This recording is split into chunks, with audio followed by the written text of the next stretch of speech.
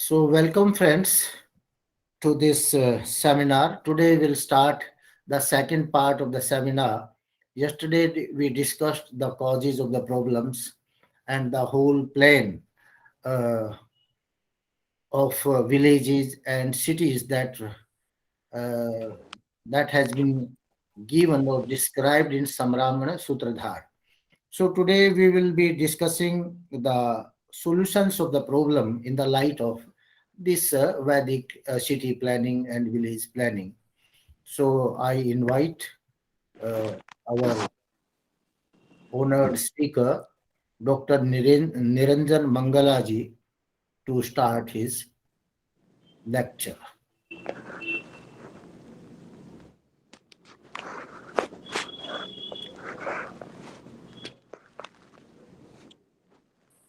Dr. Niranjan, you have to unmute. Unmute you are, yes, you unmute yourself. You are not audible. Unmute. Is my picture visible? Yeah, your picture is visible and your voice is audible. No problem. Okay. Thank you. So, good evening, all of you.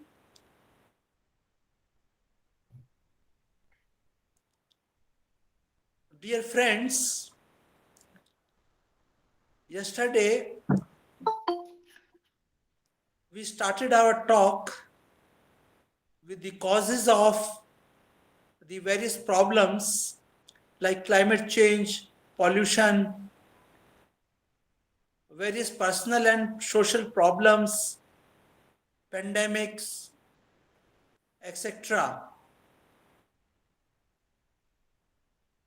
Unless we know the causes of these problems, we cannot solve them. And that's essential for the global peace and prosperity. So yesterday we discussed that the main causes of climate change and pollution are: number one, the combustion of the petroleum products, which is leading to the rise in temperature globally, pollution of the air, and excessive use of oxygen. Then the pollution of water was also discussed, and the main reason was the discharge of the sewage into water, and of course the various industrial wastes which are being discharged into water. And the reason for the discharge of the sewage was the use of water in the toilets.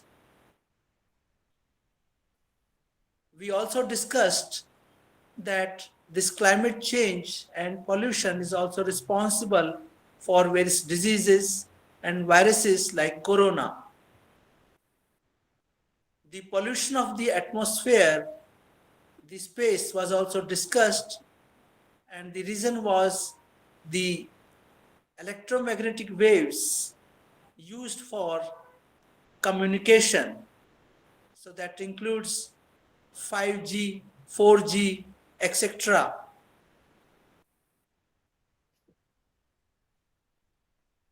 And then we discussed that the solution to all these problems lies in the proper village and town and city planning. So we discussed the Vedic village and town planning, that how a village looks like, what is the distance between two villages. There is a reserved forest around each village of around 2.5 kilometers. The village is not like the modern Indian village. It is much better than the sector of any modern city. So the picture was also shown. Now we proceed further, and one will be surprised that each village has been surrounded by 2.5 kilometers of forest all around. Now, can we see, Dr. Arya, can we see that picture of the Just layout of the village? yes. I'll just show it.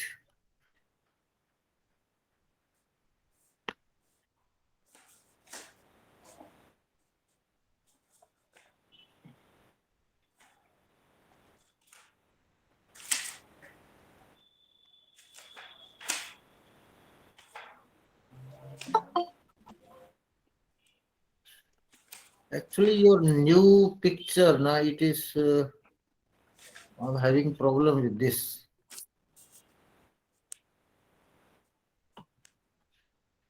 So maybe the old file, page number 13. Yeah. I will have to open the old file. Just Right. a minute. Just a minute. See.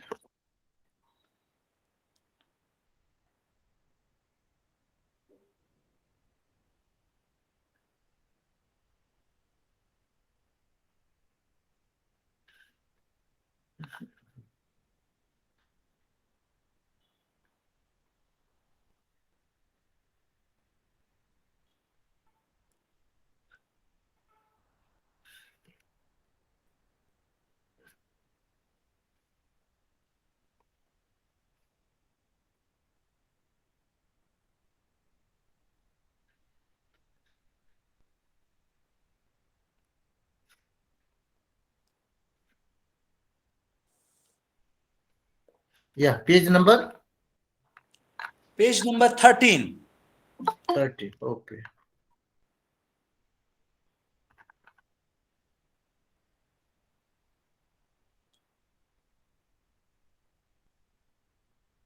Yes, right. Thank you. So before I start, let me once again my namansi nived स्वीकर्तव्यानि सर्वैः ॐ अग्नेनय सुपथाराये अस्मान् विश्वानि देव वयुनानि विद्वान् युयोध्यस्मज्जुहुराणमेनो भूयिष्ठान्तेन उक्तिं विधेम ॐ ब्रह्मणे नमः. So now each village is surrounded by 2.5 kilometers of forest, reserved forest. So one will wonder that if all the villages are like this, then how will such a big population be accommodated? For example, the Indian population at present is around 1.4 billion. Now, one will be surprised that more than this population can be accommodated. Let us see how. Now, the area of each, the areas occupied by each village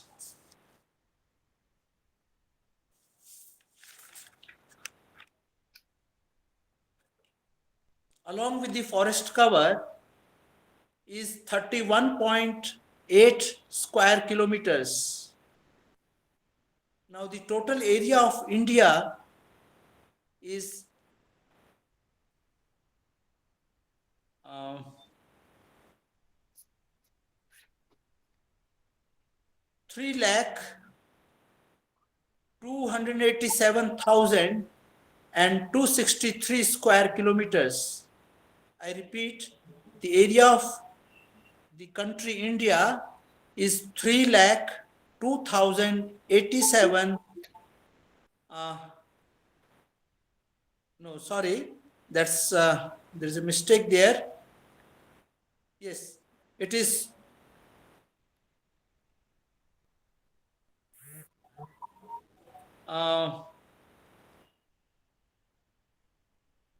32 lakh 87,000. 32 lakh 87,000 square kilometers. So one can go to the Wikipedia Geography of India 2020. So if we leave 1/4 of this for rivers, uninhabitable mountains, and dense forests, the leftover is around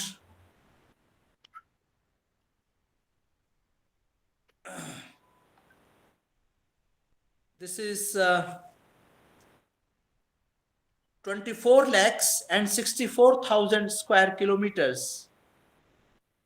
Now the area occupied by one village along with the forest cover is 31.8 square kilometers. So if we divide the total area of this the country India after leaving the area for forests etc. by this area of 31.8 square kilometers, the number obtained is 77,600. 77,598. So many villages are possible along with the forest cover, that is 77,598. Now the number of people who can comfortably stay in a village which is 2,000 feet by 3,000 feet square feet in area with 2-story buildings is 21,000. So how 21,000 people can be accommodated in this area? I have again explained in Appendix 1, and I again discuss in brief.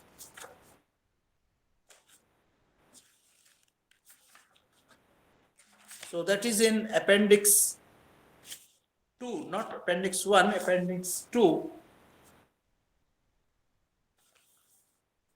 So the area of the village is 2,000 into 3,000 square feet. If we leave 1/3 of this area for roads, sports, culture, and other public facilities, leftover area is 4 million square feet. Leftover area is 4 million square feet, which is 444,000 square yards. 444,000 square yards. Now the number of 250 square yard plots which are possible in this area, if we divide this area of this leftover area of the village by 250 square yards, we get 1,777. So Dr. Arya, can you show page number 104? Page 104, Appendix 2. 104. Right. No, not 104. It is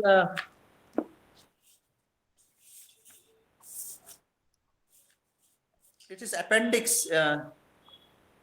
Okay. After appendix 35. Page number 35. Okay. Page number 35. Right. After this. This is appendix 1. Right. Now Yes. appendix 2. Right. So if you see here, the number of 250 square yards plots is 1,777.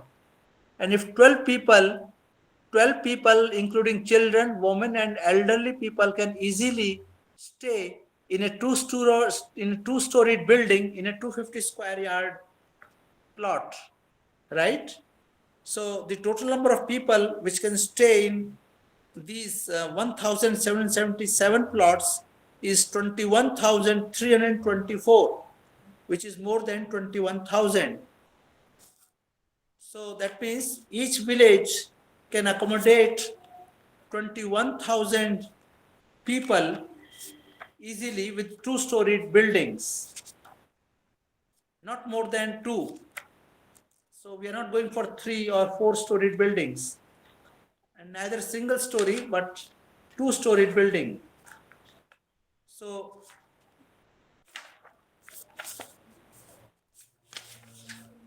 now the number of villages which was told to be 77,598. If you multiply that with 21,000, the total population that can be accommodated is 1.63 billion. 1.63 billion. So this is very surprising that even with the forest cover, we can accommodate more than the present population. This is greater than 1.34 billion, the population of India in 2018. That is as per the World Bank World Development Indicators 2020. Now, 2 times the present population can be accommodated by using medium-sized villages. I have just taken the small-sized village. So if you take the medium-sized village, 2 times the present population can be accommodated. However, the fact is that even the present population is unnatural. That means now the present population of India is 1.34 or 1.4 billion, which is unnatural, because when the Britishers were here, probably in 1900 something, our population was around 34.34 billion. So we were just 34 crores of people here. That means 1/3, 1/4 of the present population. So if our actual natural population is 1/4 of the present population, that means we don't have to accommodate 21,000 people in a village. Only 1/4 of this, that means around 5,000 or 200 people have to be accommodated on the average in one village. And so the area of the village is sufficient it can easily accommodate 5,000 people. That means the natural population. Now, yesterday, as Dr. Arya was discussing, that where will the schools will be, where will be the hospitals. So now the Vedic concept is that these schools were attached with the Brahmin, with the households of the Brahmins. That means where the Brahmin is staying, along with his house, he is also having a Patshala where the students were studying. Similarly, those who were practicing Ayurveda, that means Ved there, the Aturshala was attached with their house itself. That means we are not having a public hospital or a public school or a government school. The schools were private and the hospitals were also private, just like the present day we are having nursing homes. So the doctor is also residing there and the hospital is also attached to it. Similarly, we have, of course, the present day private schools are not accommodating the teachers, but the Vedic concept is that even the Patshala or the school is attached with the house of the teacher, that is the Brahmin. And that way we had number of Patshalas, which the Britishers are claiming that there were so many lakhs of Patshalas in India at that time. And second point is that once the population is 5,000 or small, that means which is small, because the village can accommodate with 250 plots of, we have just discussed around 7,000 square yards, 250 square yards plots. Number of them is around 7,000. So we are having sufficient area for accommodation. That means it's not necessary that the teacher or the doctor will have just 250 square yards of area with him. He can have more than that, 500, 1,000, 2,000, depending upon his requirement. So the teacher can accommodate 100 students, 200 students, 50 students as per his capacity, as per his reputation. And if suppose his reputation grows too much and many students are coming to him, even the whole village can be given to him, and that village can become a Vidya or sort of center of learning itself. But that doesn't mean that only the teacher is residing. There have to be other people also who will be giving food, that is bhiksha, to the students. Right. So my point was, can we go, Dr. Arya, can we go to the previous picture of the village layout, green picture? Page number 13. Right. So even with this spacious layout of the villages with so much forest cover, the point is that we can easily accommodate our present day population, which is of course unnatural. The natural population is much less than that. And why it is less? Because as per the Vedic traditions, brahmacharya is to be observed. Student has to study till the minimum 25, till the age of 20. Minimum is 25 years and maximum can be 48 years and even more, 50 years, 60 years. Because for 4 Vedas, for each Veda he is spending 12 years. So for 4 Vedas, 48 years plus 8 years in the beginning, that means 56 years. So, and again the householders, they were brahmacharis, they were not producing so many children, 2, 3, 4, like that was the usual trend. So, like Dashratha was the only son, and similarly, we are having the traditions that even the kings used to have 2 or 3 sons. Similarly, Maharaja Janak. So they were 2 brothers only.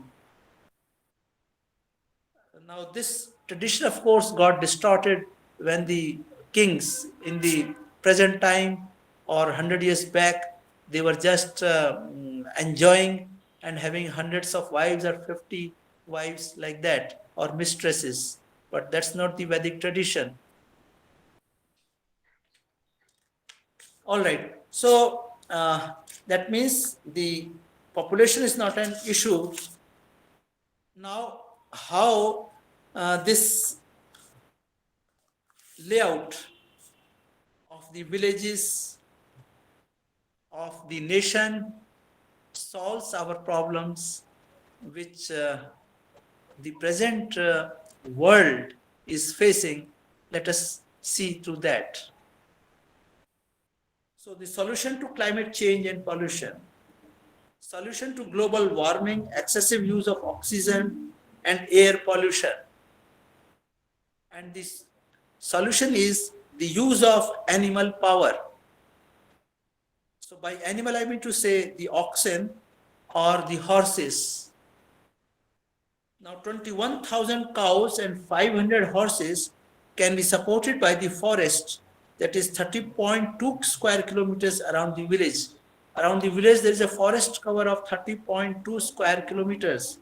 And in this forest area, 21,000 cows and 500 horses can easily be accommodated. Now, out of this 21,000 cows, there will be 1/4 of these, that means around 5,250 will be oxen, because half of the population will be of the cows, maybe female. So, and from the half of this male population, half one will be oxen, because if we leave the male childs, male calves, the calves, right? So the work producing oxen will be 1/4 of 21,000, that is 5,250. Now, 2 oxen can easily provide 10.9 kilowatt hours in one day. See, this I have proved in Appendix 3. In Appendix 3, Dr. Arya, can we show Appendix 3? Which is page 36.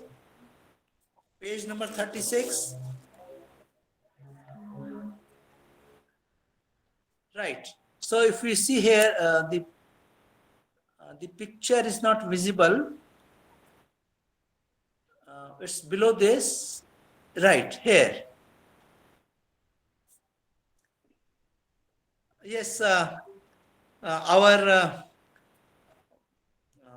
audience, can you please see this picture? Two bullocks carrying a bullock cart. Yes. Yes, Is yes, you can see. right. Now the two bullocks can easily carry 20 sacks of grain.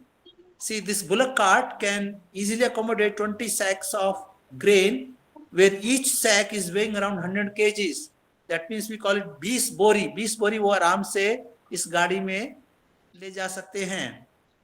And they can carry for 10 kilometers. This cart can be carried for 10 kilometers in one day, say 8 hours.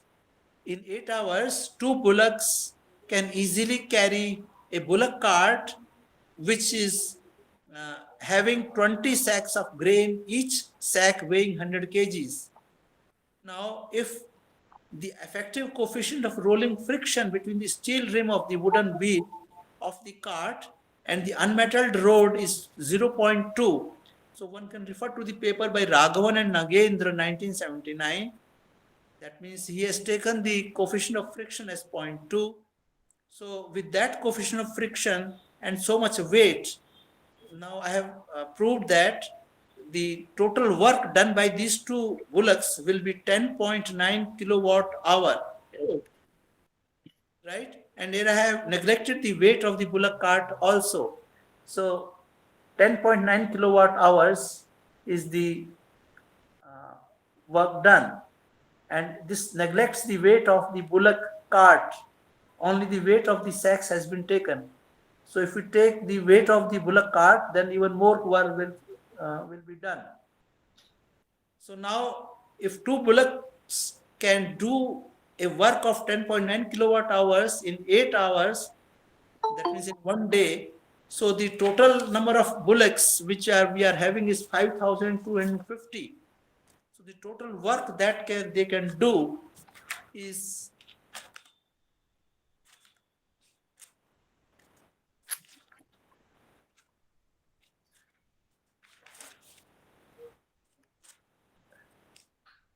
right. So the total energy which can be produced by 5,250 oxen is 28.6 megawatt hour of energy in one day.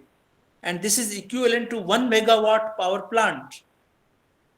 So now 1 megawatt power plant, this much energy is more than sufficient for a village of population 21,000 with reduced energy requirement. So I will show that the present day energy requirement is unnecessary.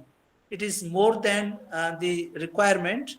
So our Vedic village system will need much less energy.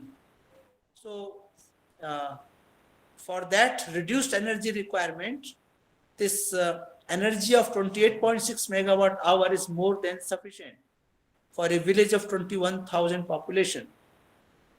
And again, we need not generate so much of electricity because the oxen will be used to run small machines for the blacksmith, for lifting water for irrigation, for grinding of the grains, for rolling and agricultural, etc. That means we don't have to have electricity for most of our work. The oxen will be directly doing the work. Now, the oxen will also carry loads in carts, trucks not required. The oxen can be used for tilling land as they were used in the olden days. So we don't need tractors. Chariots run by horses will be the intelligent cars. You know, the engine of a car does not recognize whether there is a ditch ahead or not, whether there is going to be some accident or not. But the horse is an intelligent engine, and it can easily recognize the danger coming ahead, and so many accidents can be avoided. Now, in this way, all essential works can be accomplished by animal power and small machines. An ox or horse needs much less oxygen as compared to a car or truck. See, for the same payload, a car, when it runs, it is almost equivalent to having 100 horses pulling that, because unnecessarily we are having so much weight of the car, and of course the combustion of petrol, it is consuming too much of oxygen, as I proved yesterday, whereas the horse or the oxen uses minimum amount of oxygen for the same amount of energy. So the uh, oxygen requirement will come down drastically. Again, the carbon dioxide released by oxen or horses can be easily converted into oxygen by the plants. See, the carbon dioxide produced by the burning of the petroleum products is not simple carbon dioxide. It has many other what we call other agents which help in the combustion also present, maybe in parts per million or parts per thousand. But those contaminants are a sort of problem for the plants. They cannot easily um, uh, absorb the carbon dioxide released or obtained from the combustion of the petroleum products. But the carbon dioxide released by these animals or man can be easily absorbed by the plants. So in this way, we are not using tractors, we are not using trucks, we are not using the cars, we are not using the scooter, etc. Therefore, the petroleum products will not be burned. They are not needed with this animal power.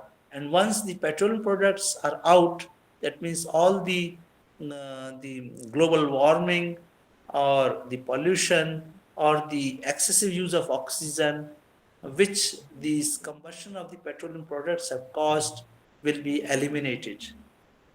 So, is the audience with me that with this setup of the villages with the forest cover, we can easily accommodate thousands of oxen and horses, which will be used to run small machines or chariots, or they will be used to till the sand or for various other purposes to run the small machines, and hence we don't need the petroleum products.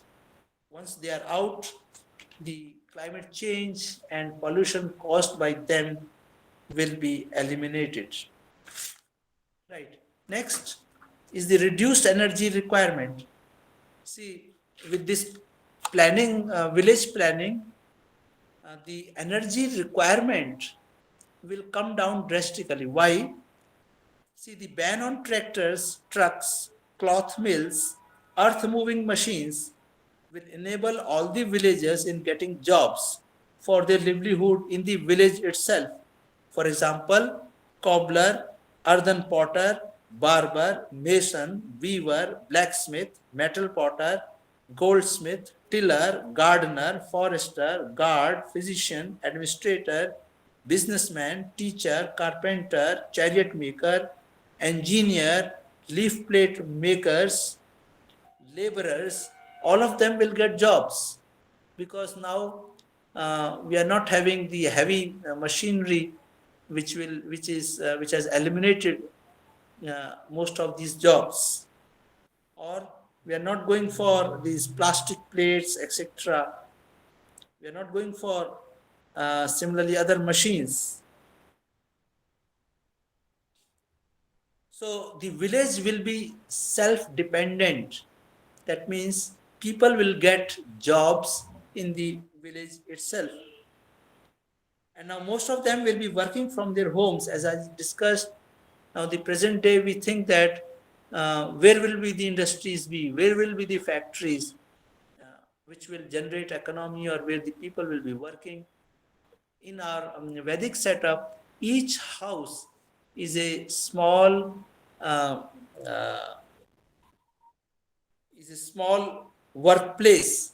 So the blacksmith will be working from his home, the engineer will be working from his home, and so on. Now, the length of this small size village is around 750 meters, as I have shown there.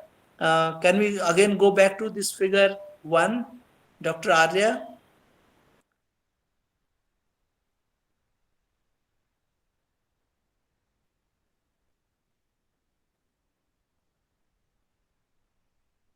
Right. Now, if we see here, the village size is 2000 feet by 3000 feet. It's 14 crores and 3 by 8 crores. So, which is 2000 feet by 3000 feet. That is, if we see diagonally, it's around 750 meters. So, the people don't need scooter or motorcycle in moving from one part of the village to the other part of the village. Secondly, as I said, they are getting jobs in the village itself, so they don't have to move daily from one village to the city or from the city to the village, right? And if we see the present day setup, most of our time and energy is spent in just moving from one city to the town, or from the town to the city, or from one city to the other city, like from Faridabad to Delhi and from Delhi to Faridabad. So up and down is being done by lakhs of people, and unnecessarily it's a wastage of time, energy, and fuel. So once we don't, with this small sized village, we don't need scooters, cars, etc. for going to work. And thus a lot of energy and time will be saved. Now, small scale industries will be there in almost every house. Animal power will be used as required. Now, medium sized industries will exist in the towns. And large-scale industries with heavy equipments are non-virtuous. As per Lord Manu, it is non-virtuous to have Mahayantra. Mahayantra is Upapatakam. So it is it's a sin to have a large Mahayantra, heavy machine. So heavy machines or heavy industries are out as per the Vedic traditions. So one can refer to Manusmriti, chapter 11, verse 63, where it is clearly mentioned that Mahayantra is Upapatakam. Now, because the village is surrounded by this agricultural land, so if the crops are coming up, we will have a lot of greenery. And even if crops are not there, we are having a lot of forest cover all around. So because of that, the village will be kept cool and moist. As I told yesterday also, that we are having water all around the village, Parikha, which is filled with water. So it's not a dry place. Thus, because of this forest cover all around, we don't need air conditioning. And of course, the Vedic tradition is to have green conservative buildings. Green conservative buildings means that the thickness of the walls is quite large. So with that large thickness, and the material which is used is not cement, but it is we call it tuna lime. So it has good insulating properties. Thus, the houses, they remain cool in the summer, and they do not become cold in winter. So as again, the lightning is done in such a way that natural light is available most of the times. And similarly, the circulation of air, if you see some of the old Havelis, the houses have been made in such a way that there's a natural circulation of air. One doesn't feel suffocated or very hot. So with that natural air circulation and natural light, and with the uh, proper building materials being used for insulation, we do not need air conditioning. So the energy used for the air conditioners will be saved. Thus, the setup which has been shown here will need very little amount of energy. The energy requirement will be less. So as compared to the energy required by the present day cities or towns. Thus the use of horses for travel, the use of oxen for carrying goods, animal powered small scale industries, and the reduced requirement for energy will ensure that petrol or diesel are not needed. Hence, global warming, excessive use of oxygen, and air pollution will cease to exist. In fact, there will be abundance of oxygen due to the large number of trees in the forest. See, now we are having a shortage of oxygen, but with this forest cover, we will have an excess of oxygen.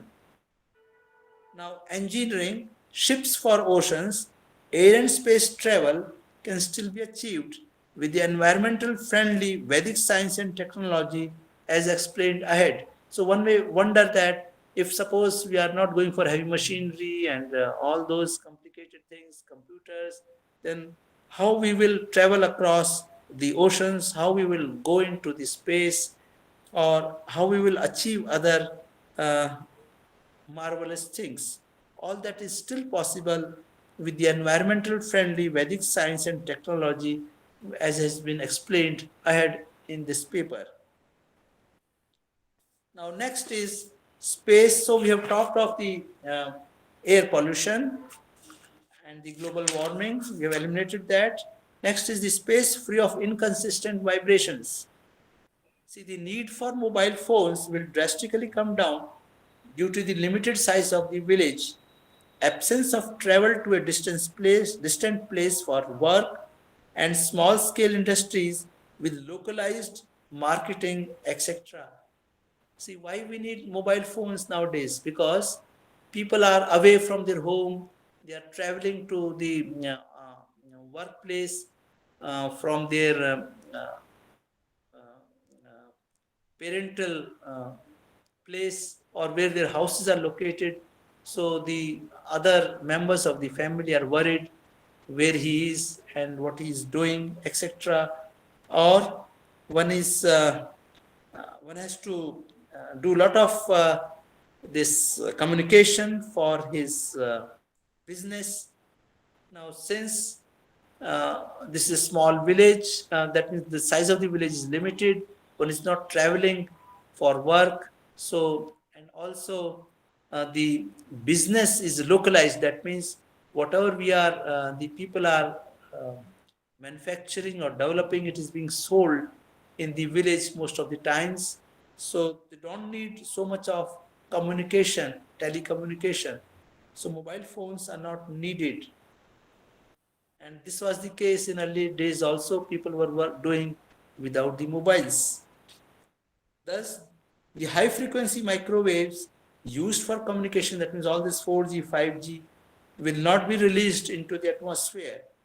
Shrill sound waves, vibrations will be absent due to the absence of the petrol diesel engines. Once the petrol diesel engines are not there, that means the shrill sounds produced by the engine noise will be absent.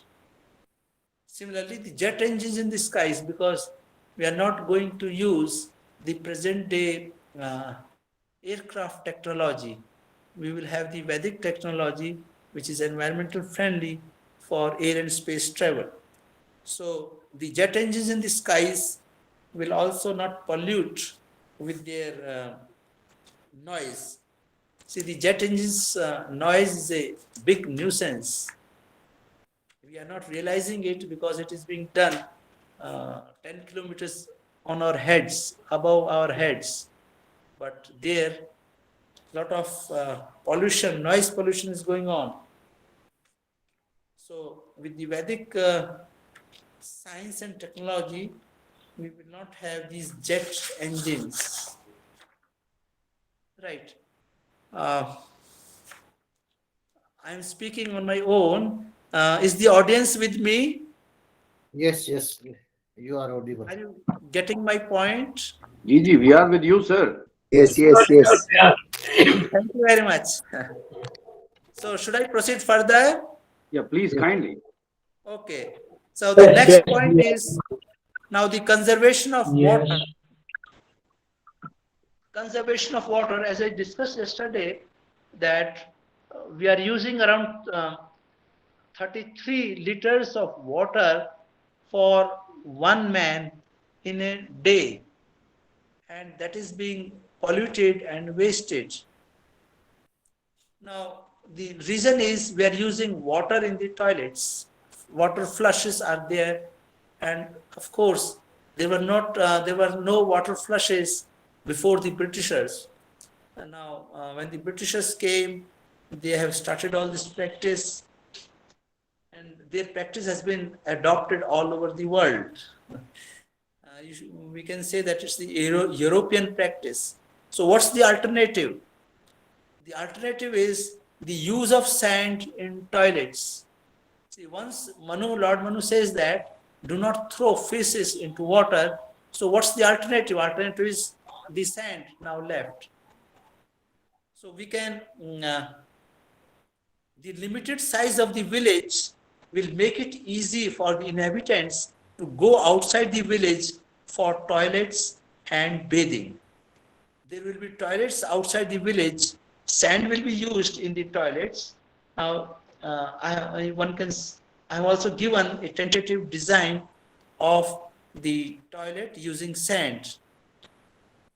So we are not using water. So can we go to this page, Dr. Arya? Yes, what is the page number? Page 37. Okay. Page number 37. Right. So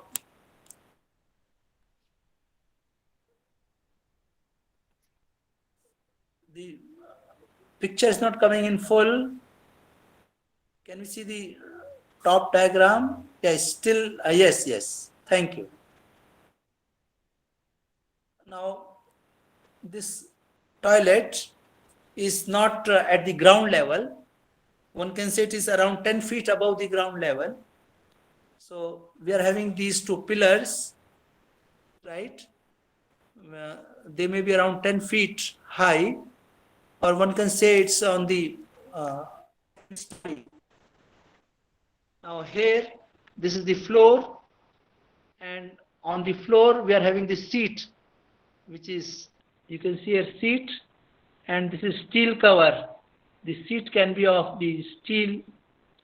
Now on this seat, we are having this, of course I will discuss, this green lining that you see is the disposable seat cover.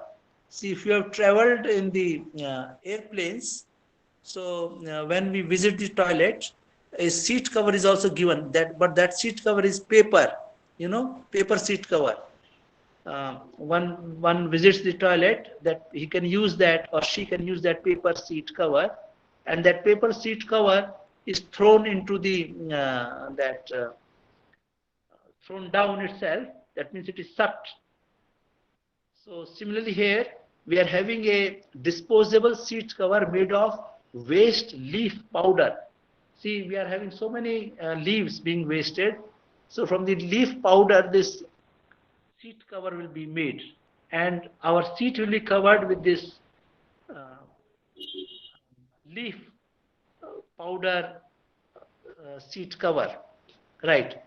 Now, so the person can either sit here with his foot, or he can sit as in the English, like the English style also, with his buttocks.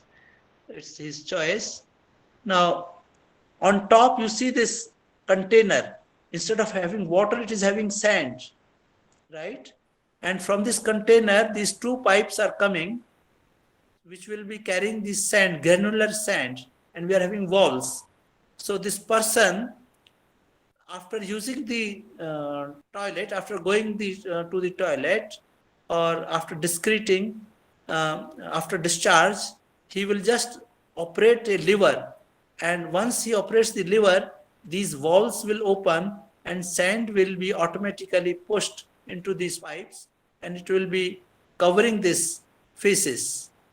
So the excreta will be covered with the sand instead of being thrown with water, and so on. That means each person, when he comes, he'll be operating this, and his excreta will be covered with sufficient sand so that it doesn't smell.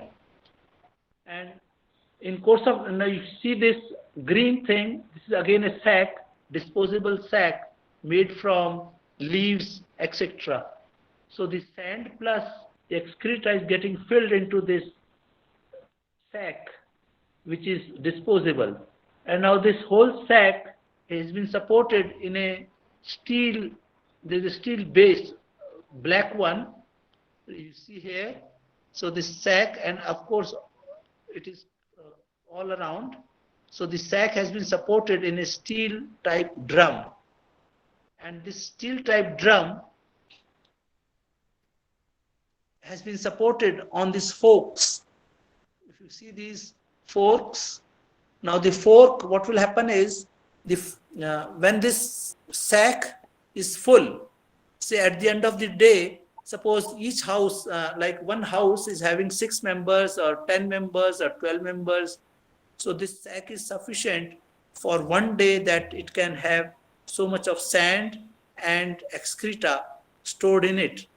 So the next day, a cart will come, and it will come below this, because this is already 10 feet high.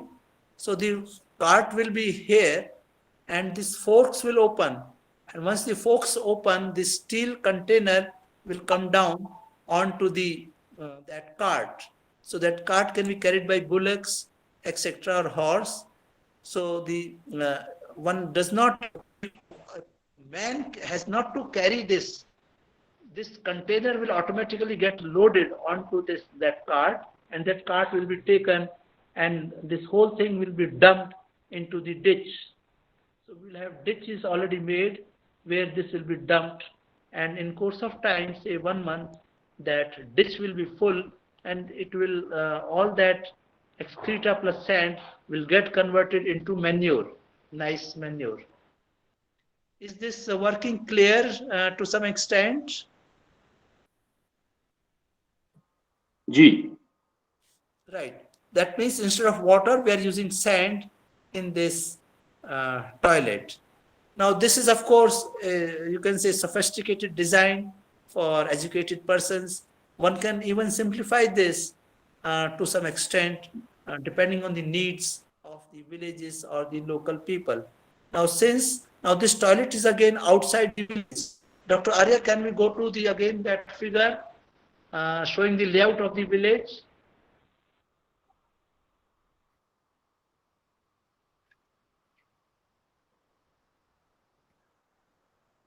You are not audible, Niranjan ji. I'm not audible. Yeah, there's some problem with your system.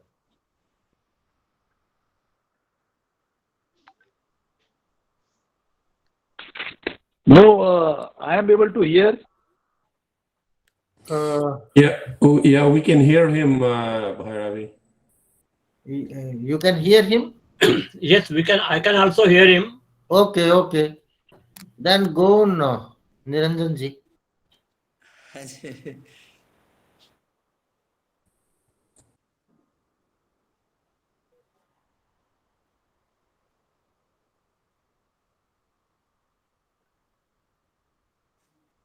Right.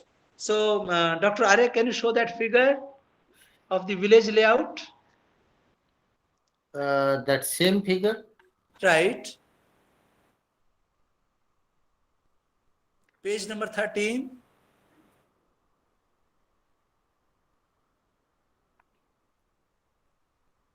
Right. So now the size of the village is small and people will be going outside the village for their daily routine. Thus, you can see here, these toilets will be here located, right? So, and we are having gates all around the village in all the four directions, so people can easily travel out, travel to the forest, or out. They can go easily outside the village, right? And so the toilets are already outside the village, and the cart will be carrying these waste along with the sand and dumping somewhere in the ditches. So that will again get converted into manure. Right. Now, thus we have solved the pollution, water pollution problem by using sand instead of water in the toilets. Now one can imagine that millions and billions liter of water which is being wasted and polluted will be saved. And not only saved, see, people do not realize, basically many diseases also come up when we throw excreta into water. That's why Lord Manu has banned it, that one should not throw or spit into water. It indirectly also generates diseases. So those diseases will also not be generated once we are using sand. And one feels healthy also. See, it's very practical. When we use sand, one feels very healthy. Right. So we are using sand instead of water in the toilets, and that will save the pollution of the water.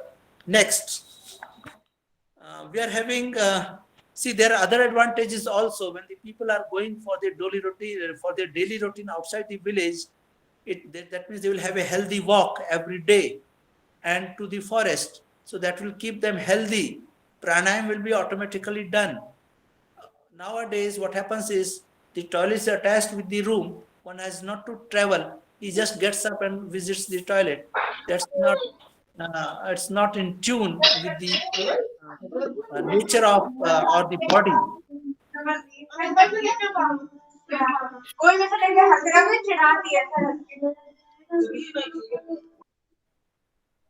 Right. So, is there some question from the audience, or this is noise? No, it was noise. All right. We have stopped it. Next is for the conservation of water. Next part is that we are having forest cover on both sides of the rivers. See, can we go to the figure 3, which is on page 20? Dr. Arya, page 20. Yes. Right. So, just like the village, which is having a forest cover of 1 crore or 2.5 kilometers all around it, all rivers, they are also entities, and each river is supposed to have a reserve forest of 2.5 kilometers, that means 1 crore on both the sides. So if you see here, 1 crore on both the sides, and 1 crore is 2.44 kilometers, right? Now, with this forest cover on both the sides of the rivers, we will have basically a damp environment on both the sides of the river because of the forests, the trees, etc. Thus, the soil, the water bed, see, the water bed in the river will not come down because of the dampness on both the sides due to the trees. Secondly, now with this forest cover, the pollution, see, because there are no residents on both the sides, there are no inhabitants, so the pollution of the river will be avoided.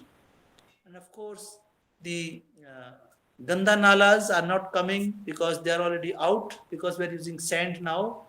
And the industrial waste, of course, has to be banned, and it cannot come and be dropped, it cannot be dropped into the river. So, once we are conserving the water in the river, so the rivers will not dry up. See, if you see the campaign by Sadhguru, so what he is doing, that save Kaveri, and how to save Kaveri, he is saying, okay, do plantation on both the sides of the river. And now, as per the Vedic tradition, we are already having a reserve forest on both sides of 2.4 kilometers on both the sides. So that is needed, and that was the case in olden days also. So to preserve the rivers, the water in the rivers, it is essential. Now next, for the conservation of water, we are the third point is timely rains. See, the yaj performed by the Dvijas, I have already given that there is an essential requirement for these Vedic villages and cities to work. This system has to for the system to work, we have to have men of character. Now, men of character who will be doing yajna daily. So we call them dvijas. So the dvija is essential. The head of the village at least should be a dvija. So now the dvija is supposed to do agnihotra every day, and with this agnihotra, he will bring timely rains. Lord Manu clearly tells that agnihotra, with agnihotra we get timely rains. So if the head of each village is a dvij, at least the head, he will be doing agnihotra, and hence there will be timely rains. And once the timely rains are there, that means we don't need tube wells for artificial irrigation. We will have natural irrigation by the rains. So once there are no tube wells, the water bed, which is got depleted, now whether it is Haryana or Punjab, the water level is going down daily.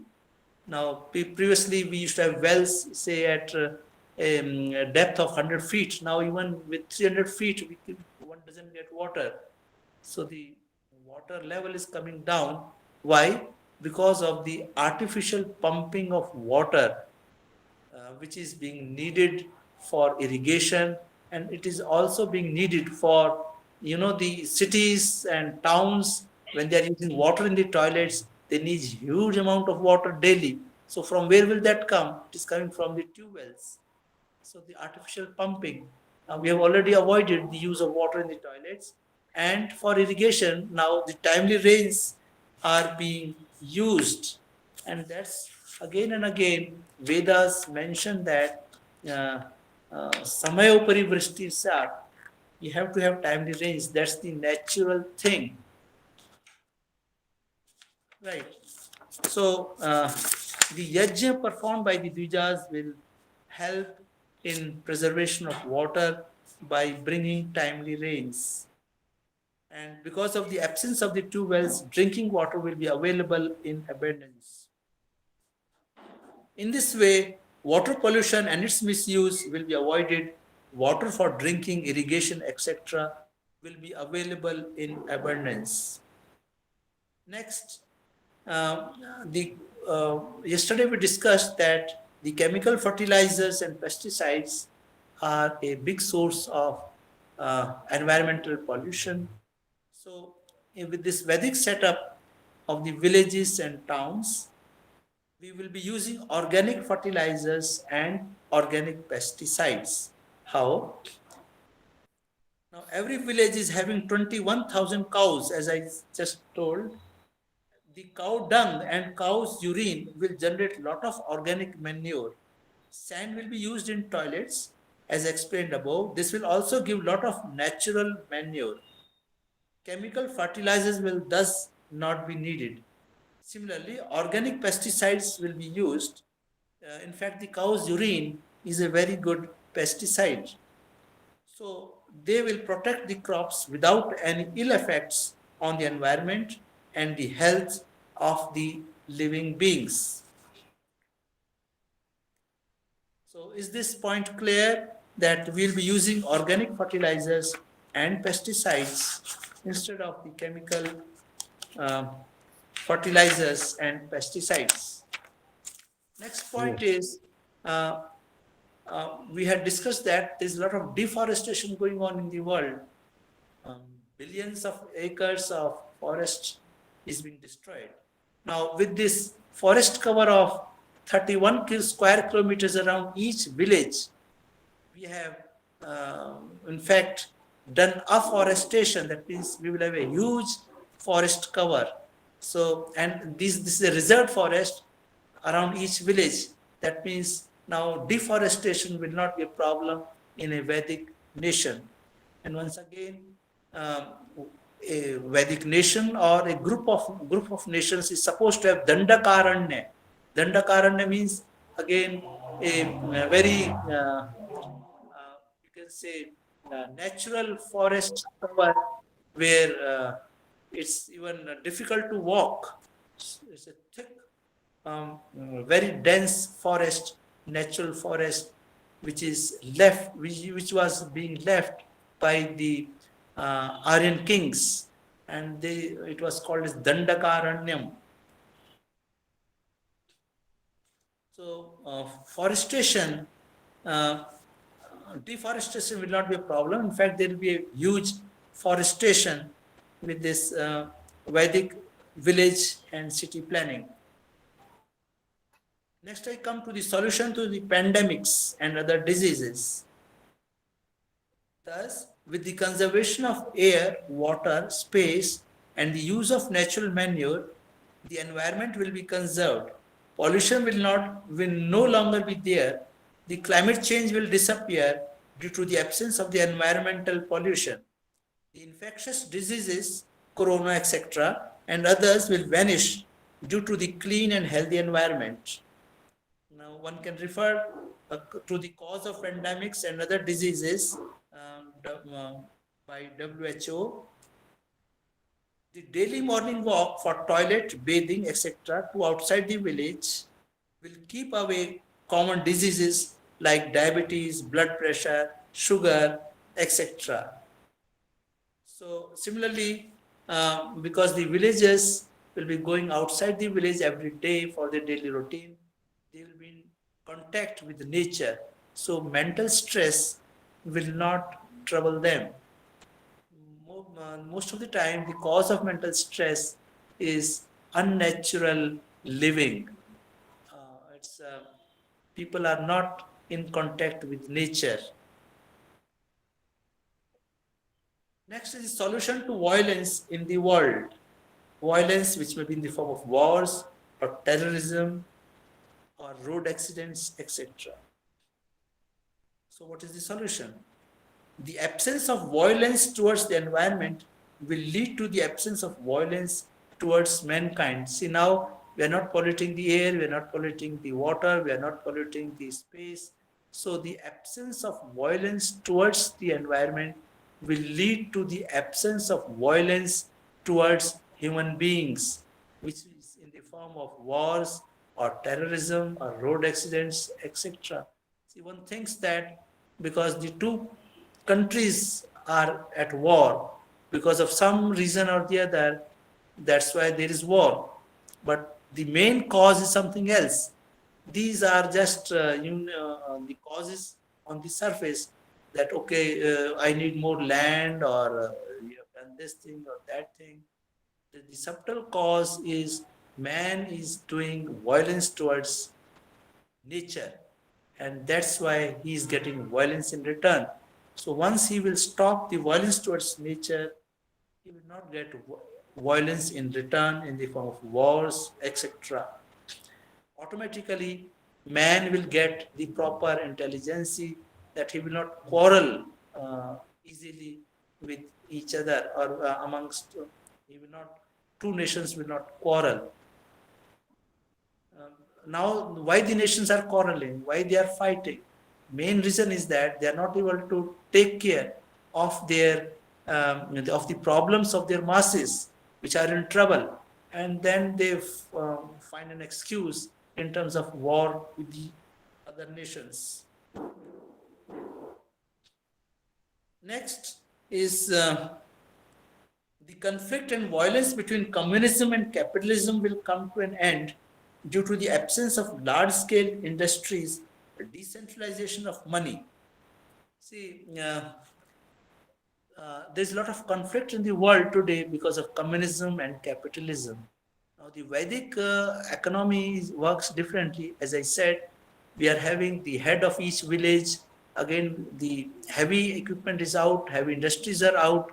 So we are having localized industries, and the wealth accumulation is not there because each village is self-dependent, and it is having small industries.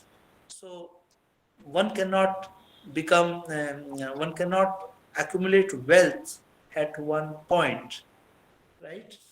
So again, we are having the heads of each village. That means, so the decentralization of the what we say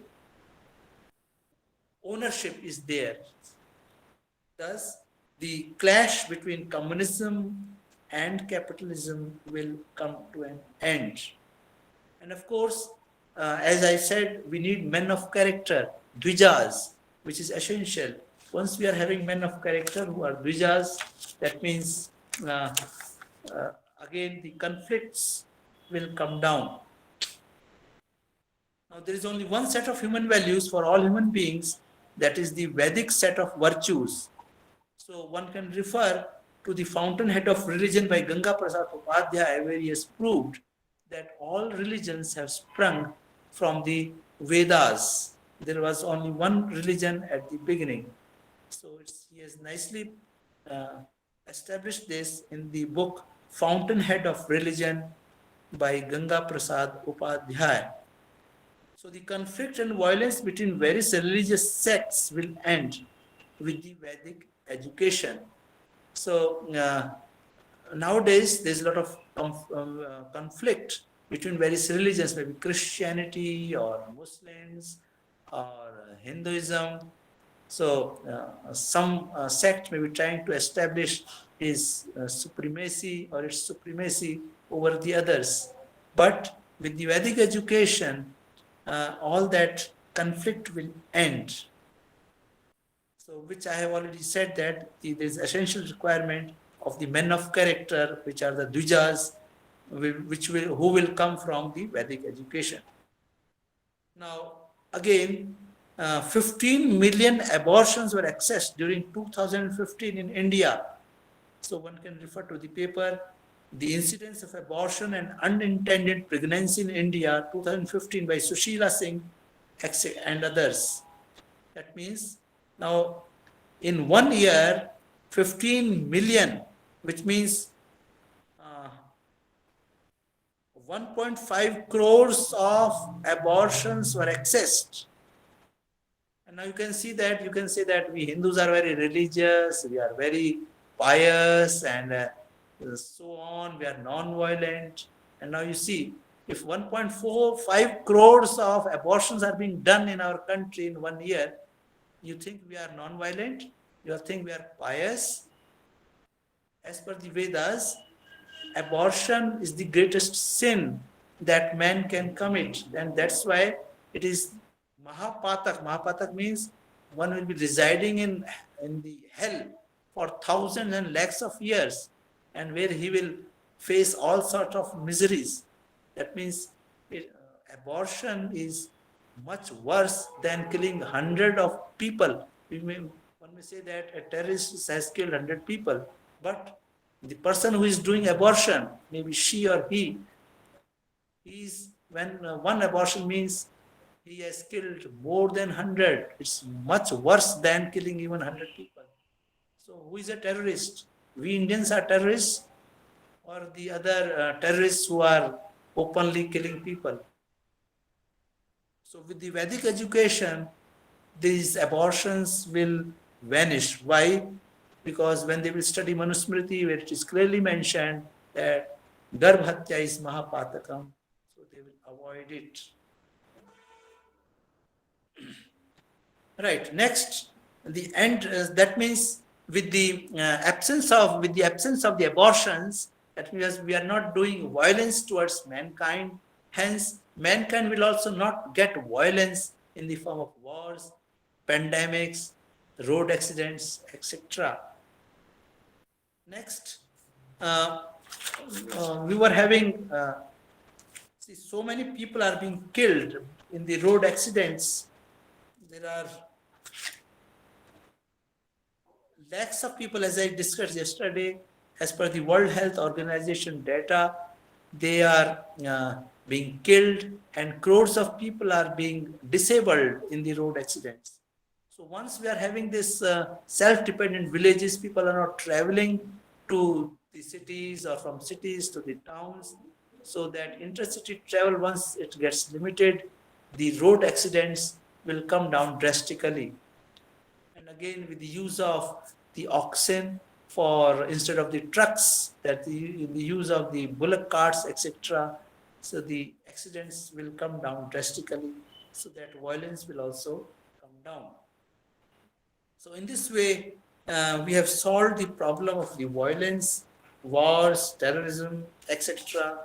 with this Vedic village and town planning, and with the, of course, the men of character, the Dvijas. Next is end to chemical pollution. See, the disposal of the chemical waste during manufacturing and after use into air, water and earth is a growing peril and potential catastrophic risk to the environment and humanity. One can refer to the paper by Ravi Naidu and Robert John Atkin, 2021, that how the chemical waste is a growing peril to the environment and humanity. Now this will come to an end due to the absence of the petroleum products, the chemical fertilizers, pesticides, chemical drugs, etc. See, we won't be using chemical drugs. As discussed ahead, we will, the Vedic tradition is to use Ayurveda, and Ayurveda uses the organic medicines. Next, as I said yesterday, that so many personal social problems have come up, and the reason was that people are residing in oversized cities and towns, overpopulated cities and towns. People do not know each other. If some thief or bandit comes, they do not know who is this strange stranger coming from where. Now, with the close proximity to nature, as I said, each village is surrounded by forest. People are traveling for their daily routine every day to outside the village. So with the close proximity to nature will keep the mental stress out. Anger, greed, etc. will decrease. The problems of accommodation, as I've already discussed, that each village can easily accommodate 21,000 people. So nowadays we say, okay, makan. Even the Prime Minister says, okay, we have to provide accommodation. To whom? Basically, the accommodation has to be provided to the villagers who are leaving the villages and coming to the cities for work. And in course of time, they are getting settled. So once they are getting work in the villages itself, they don't have to come to the cities.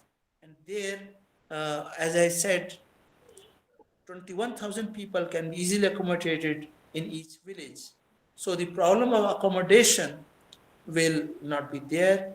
Healthy food, again, because as I said, each village is being surrounded by agricultural land. So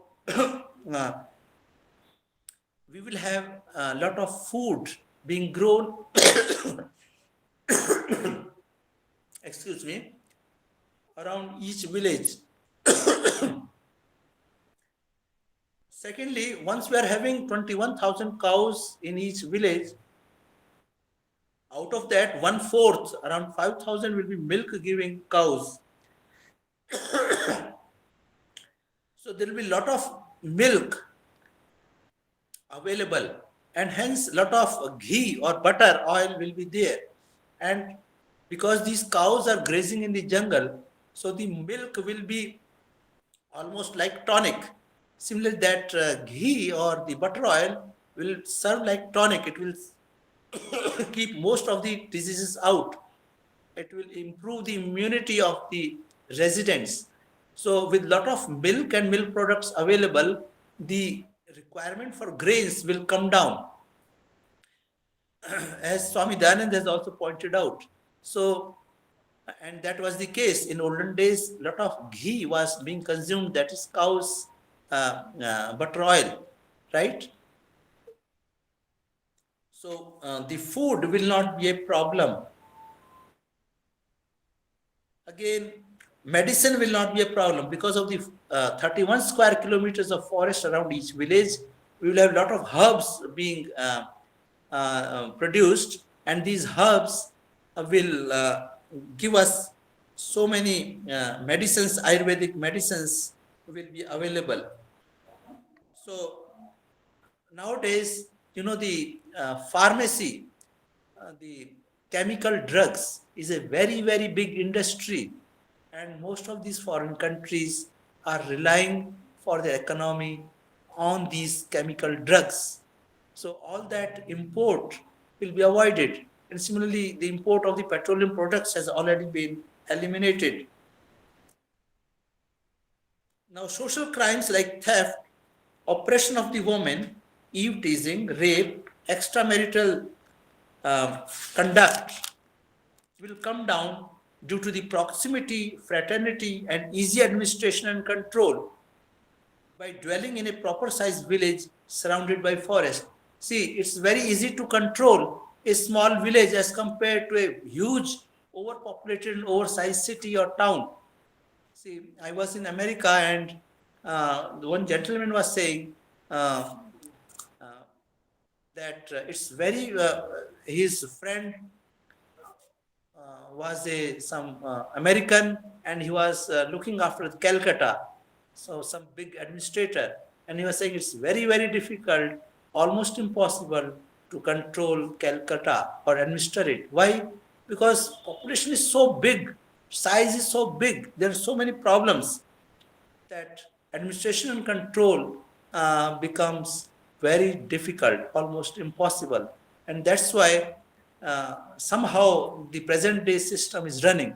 But you can see what's happening in Rohtak, what is happening in Faridabad, what is happening in Delhi, so much of problems which the administrator cannot handle. He just gives up. So with the small size village, administration control will be easy, and hence crime rate will come down drastically.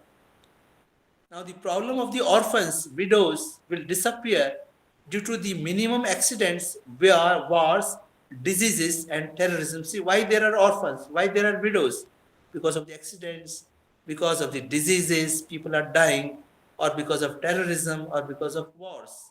So once they are avoided, then the problem of orphans and widows will not be there. The problem of the aged persons. See, why there is old age homes?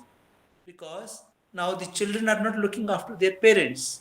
Why they are not looking after their parents? Because they have not got the Vedic education.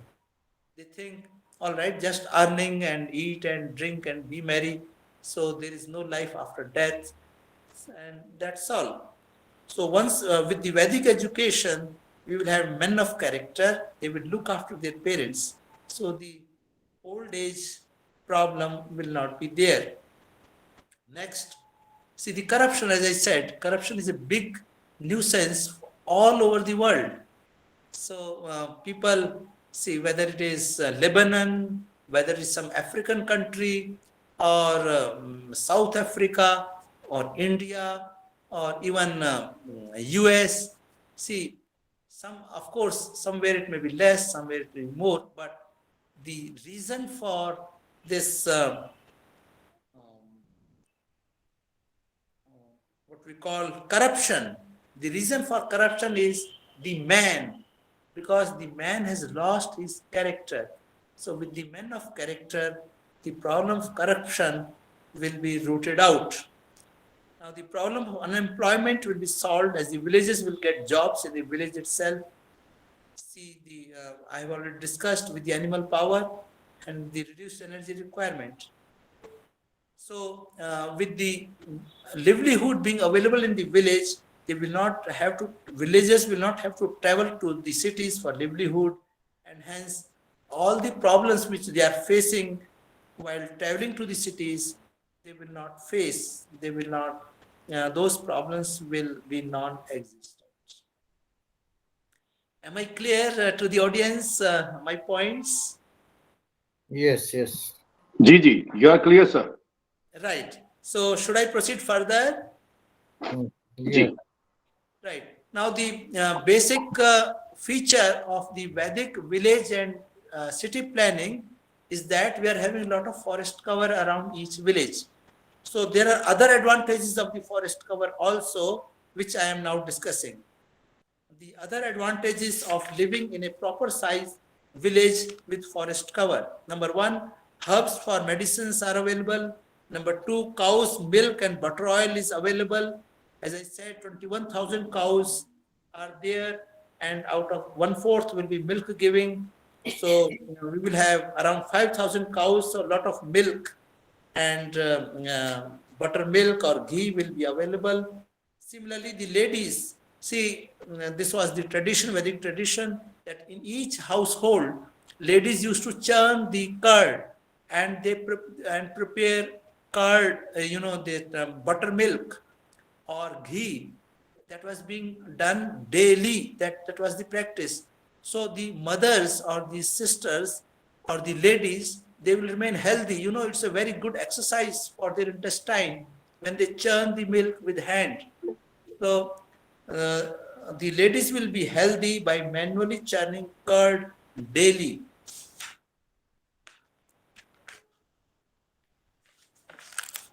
Next, the other advantage of the forest cover is leather. See, with 21,000 cows and 500 horses, so many cows will be dying naturally.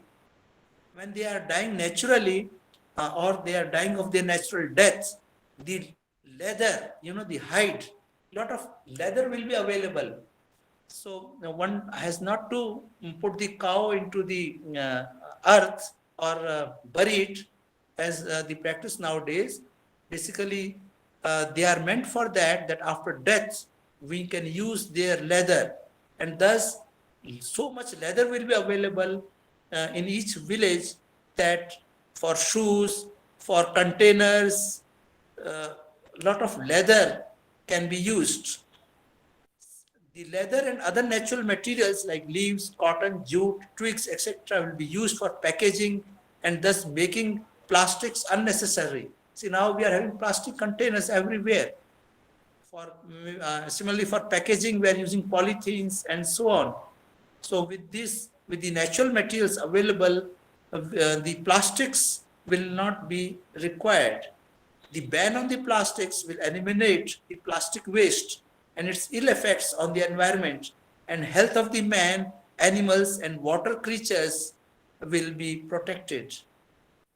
Similarly, fat, horns, etc. are also of use of the dead animals. Thus, the forest cover will give us a lot of these materials, leather, fat, horns, and so on. Next is the fuel for cooking. See, now the present day cities, we need gas. The gas cylinders are there and they are traveling. How do we get this gas cylinders? See, we are the gas which is being obtained in the refineries, LPG, etc. So that is being transported thousands of miles, from the refineries to the point of consumption.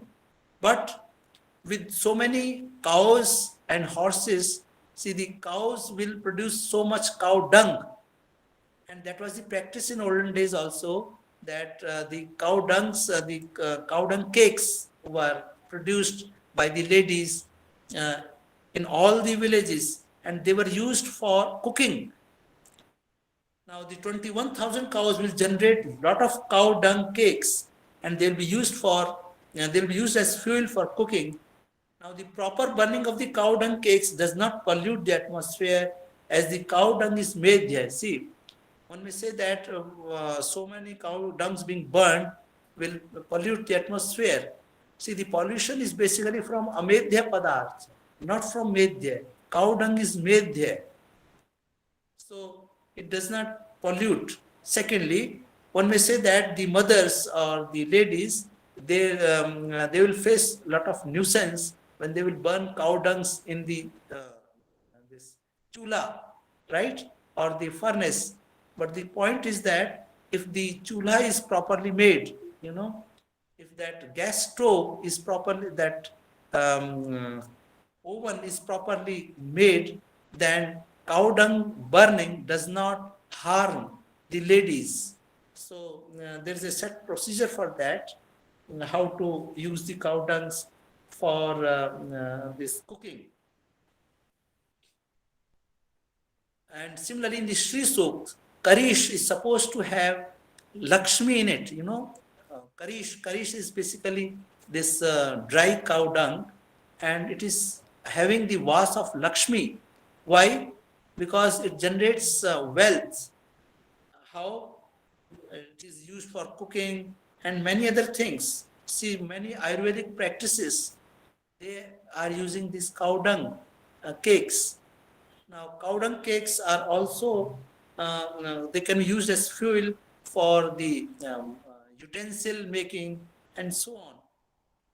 Similarly, the food cooked in these cow dungs or on cow dungs is in fact healthier and tastier. So LPG will not be required for cooking. Next is natural surroundings for meditation. The next advantage of the forest cover. See, the Lord Manu says that each Dvij is supposed to do meditation or go for Sandhyavandanam outside the village. Similarly, brahmacharis are supposed to go for the Sandhyavandanam outside the village. But if there is no forest cover like in the present setup in the cities, where will he go? So with this forest cover all around the village, natural surroundings for meditation are easily available, and thus the daily routine of the Dvij can be fulfilled. So he can chant Savitri, do meditation, pranayam, etc. Nowadays, when we tell someone, okay, do pranayam, he says, where should I do pranayam? Where is the fresh air available? And he's right also. But with this forest cover all around the village or city or town, we will have a lot of fresh air available for pranayam. Next advantage of the forest cover around the village is administration and control of subjects. It is easy to administer and manage a small unit village as compared to an oversized, overpopulated town and city. Crime rate will come down drastically, as I have discussed. Similarly, the isolation of small units in case of emergencies, like suppose if there's some pandemic or some other emergency, a village with forest cover can easily be isolated from the rest of the nation. So that isolation is easy with the forest cover around the village. Similarly, there are many other advantages at personal and social level of living in a proper size sector, that is village, surrounded by the forest.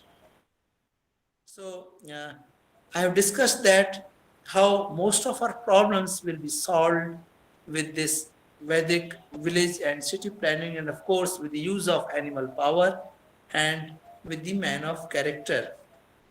So the point of the discussion was sustainable solution to global peace and prosperity. So how this global peace will be established? Thus, with the solution of climate change, pollution, pandemics, corona, etc., violence, wars, terrorism, etc., and many personal and social problems like mental stress, accommodation, food, medicine, security, livelihood, crimes, etc., and with the men of character, which I shall be discussing just now. So there will be peace in the nations and the world. See, why there is no peace nowadays? Because of these problems. Once these problems are solved, there shall be peace in the nations and the world. Next is the prosperity. So one may think that the use of diesel, petrol, the heavy machinery, and the oversized, overpopulated towns and cities, they have given rise to all the problems stated above. See, I again repeat, the use of diesel, petrol, the heavy machinery, and the oversized, overpopulated towns and cities have given rise to all the problems stated above, like the climate change, pollution, pandemic, violence, and personal and social problems. Thus, the economy oblique prosperity generated by them is fictitious. See, our Shastras say that if the means are not proper, then the fruits obtained from those means will not help us, will not bring peace to us, will not bring prosperity to us. Thus, the economy and prosperity which has been generated by the use of diesel, petrol, heavy machinery is fictitious. That's not real economy. It's not giving peace to our mind. It's not giving, really, it's not solving our problems. It's generating problems. Thus, this present day economy or prosperity is fictitious. The economy and prosperity generated by non-virtuous means is not economy, prosperity. It is a disillusion that economy will crumble without petrol oblique diesel. The use of oxen or horses generates real, virtuous, comfortable, and sustainable prosperity. It will take time, but that economy is real, which is being generated by the oxen or the horses, etc. So that is why Vedas tell ox, the carrier, the fast horse may be there in the nation. Say, Tatra Saptihi Purandhi Jishnur Yatheshtaha Tatra Gachati Ashwaha Mantre, in the mantra clearly says that we should have the ox, we should have the horse, fast moving horse in the nation. So Vedas are telling this not out of ignorance, but it's the optimal solution, it's the best solution. The use of ox, use of horse is the generator of real economy and prosperity. And that's why Shukla Yajurved is telling that.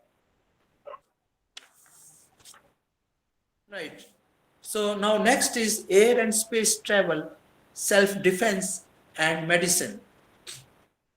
See, one may say that with the elimination of heavy machinery, with the elimination of petrol and diesel, how we will travel in the air, how we will go to the distant planets, or how we will protect ourselves, self-defense, how we will generate these guns and all those things, or maybe other machinery, and how we will take care of the medicine. Yes, flying and fast moving chariots, ships and other environmental friendly machines are needed for defense, administration, education, business, and efficient and fast actions. Air and space travel with anti-gravity material, non-stop motion machines, robots, communication, etc. can still be achieved with the environmental friendly Vedic science and technology. So one can refer to the Prashastapad Bhashya.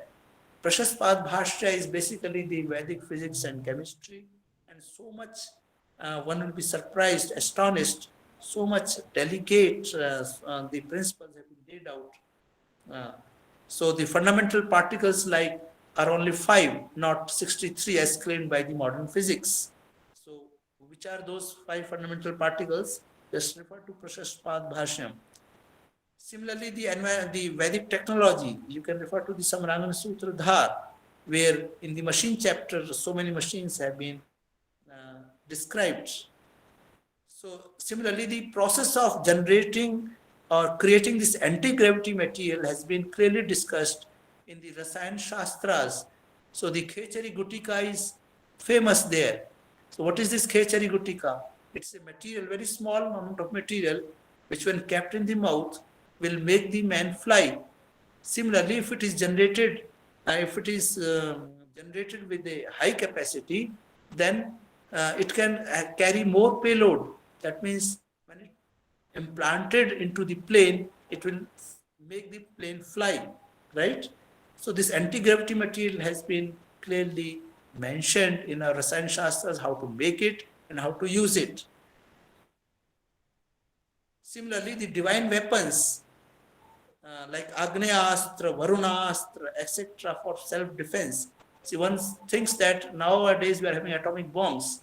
No, the Agneastra is much powerful than atomic bomb, and in fact it just kills the enemy. It doesn't kill this common man. Similarly, Varunastra, we are having so many Divyastras which have been described in Dhanurved. So they existed in the time of Rama, Ravana, both of them used them, and we can still again have them. And you'll be surprised that when this Vibhishan, he comes to see Rama after getting rebuke from Ravana. So how he comes to this place where Ram Setu was not yet made. So he basically flies. He stays in the sky. So how he stays in the sky, how he flies with this Khechari Gutika only. So this technology was available with Ravana and with the Lanka Vasina. The residents of Lanka knew this, had this technology of flying, and they had flying chariots also. It has been clearly mentioned in Sundarkand when Hanumanji fights with Akshay Kumar. So that fight is going in the space, you know. So Akshay Kumar is having flying chariot with which he is fighting with Hanumanji. So all those things, all that technology can still be developed.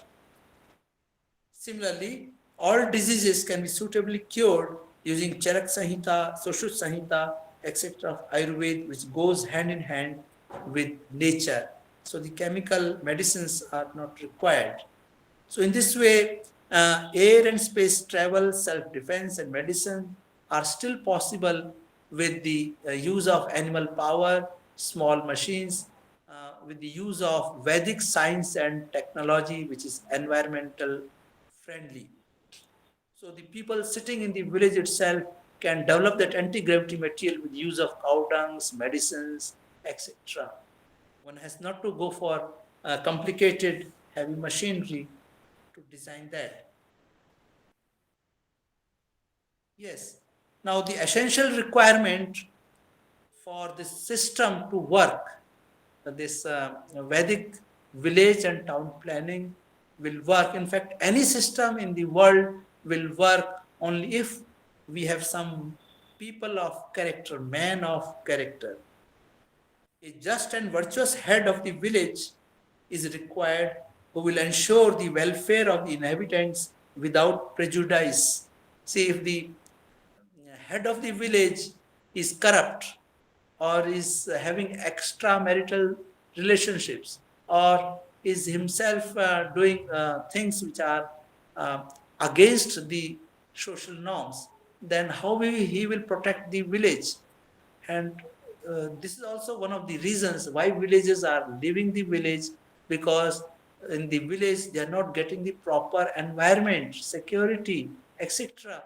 The head of the village is himself corrupt, and that's what happened. Most of the kings in Aryavart, they became corrupt, and once they became corrupt, the praja, got troubled, and that's why we say the foreign invaders came, and because we were weak or because of some reason or the other, but basic thing is our kings were corrupt, and the masses became troubled, and once they became troubled, that was the cause of our weakness, and that invited the foreign invaders. So it's very essential that the head of each village, which I have just discussed, has to be a pious person, has to be a just person. Basically, we say he has to be a Dvija. So a Dvija will have all these qualities. And who is a Dvija? Who has studied Ved, at least one Ved, for 12 years by observing the rules of brahmacharya, like sleeping on the ground, bringing bhiksha from the society, and so on, doing agnihotra. And with that routine, he cannot become a corrupt person.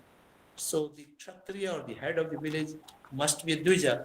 And secondly, because he will be a Dvija, he will be doing Agnihotra, which is essential for the timely rains.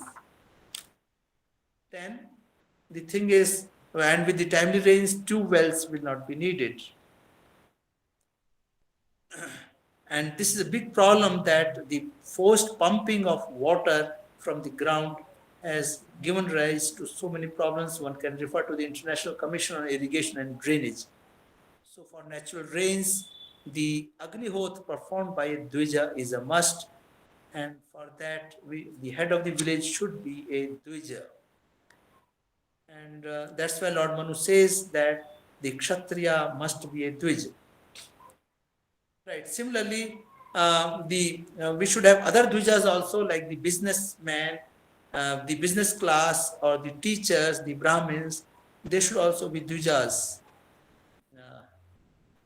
Now, see, in Shatpat Brahmanam, or as per the Vedas, the yajna performed by these Dvijas helps in maintaining a proper balance between the various entities of nature. See, we may say that climate change is occurring, but though pollution is the direct scapegoat, but there is subtle reason.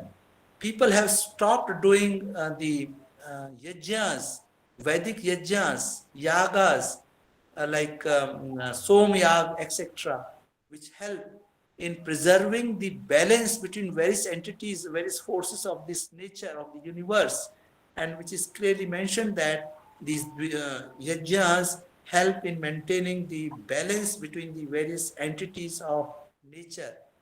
And that's why the performance, the doer of these yajnas gets a huge benefit in the form of heaven after death, or in form of riches while in this life itself. So Shatpat Brahmanam is full of these praises and these fruits of yajna. Thus, it is essential that if we want to prevent our environment. See, just there was a news that the moon is shrinking. So why moon is shrinking? Why there is so much volcanic activity going on Mars or moon, etc.? Because these various entities of nature, their balance has got disturbed. Why it has got disturbed? Because proper yajnas are not taking place. And that's there is a story also in Shatpat Brahmanam, where it is clearly mentioned that Devas, they got disturbed. Why? They said that no one is giving them sacrifice, no one is through proper yajna. So they are not getting the food, they are not getting the nourishment.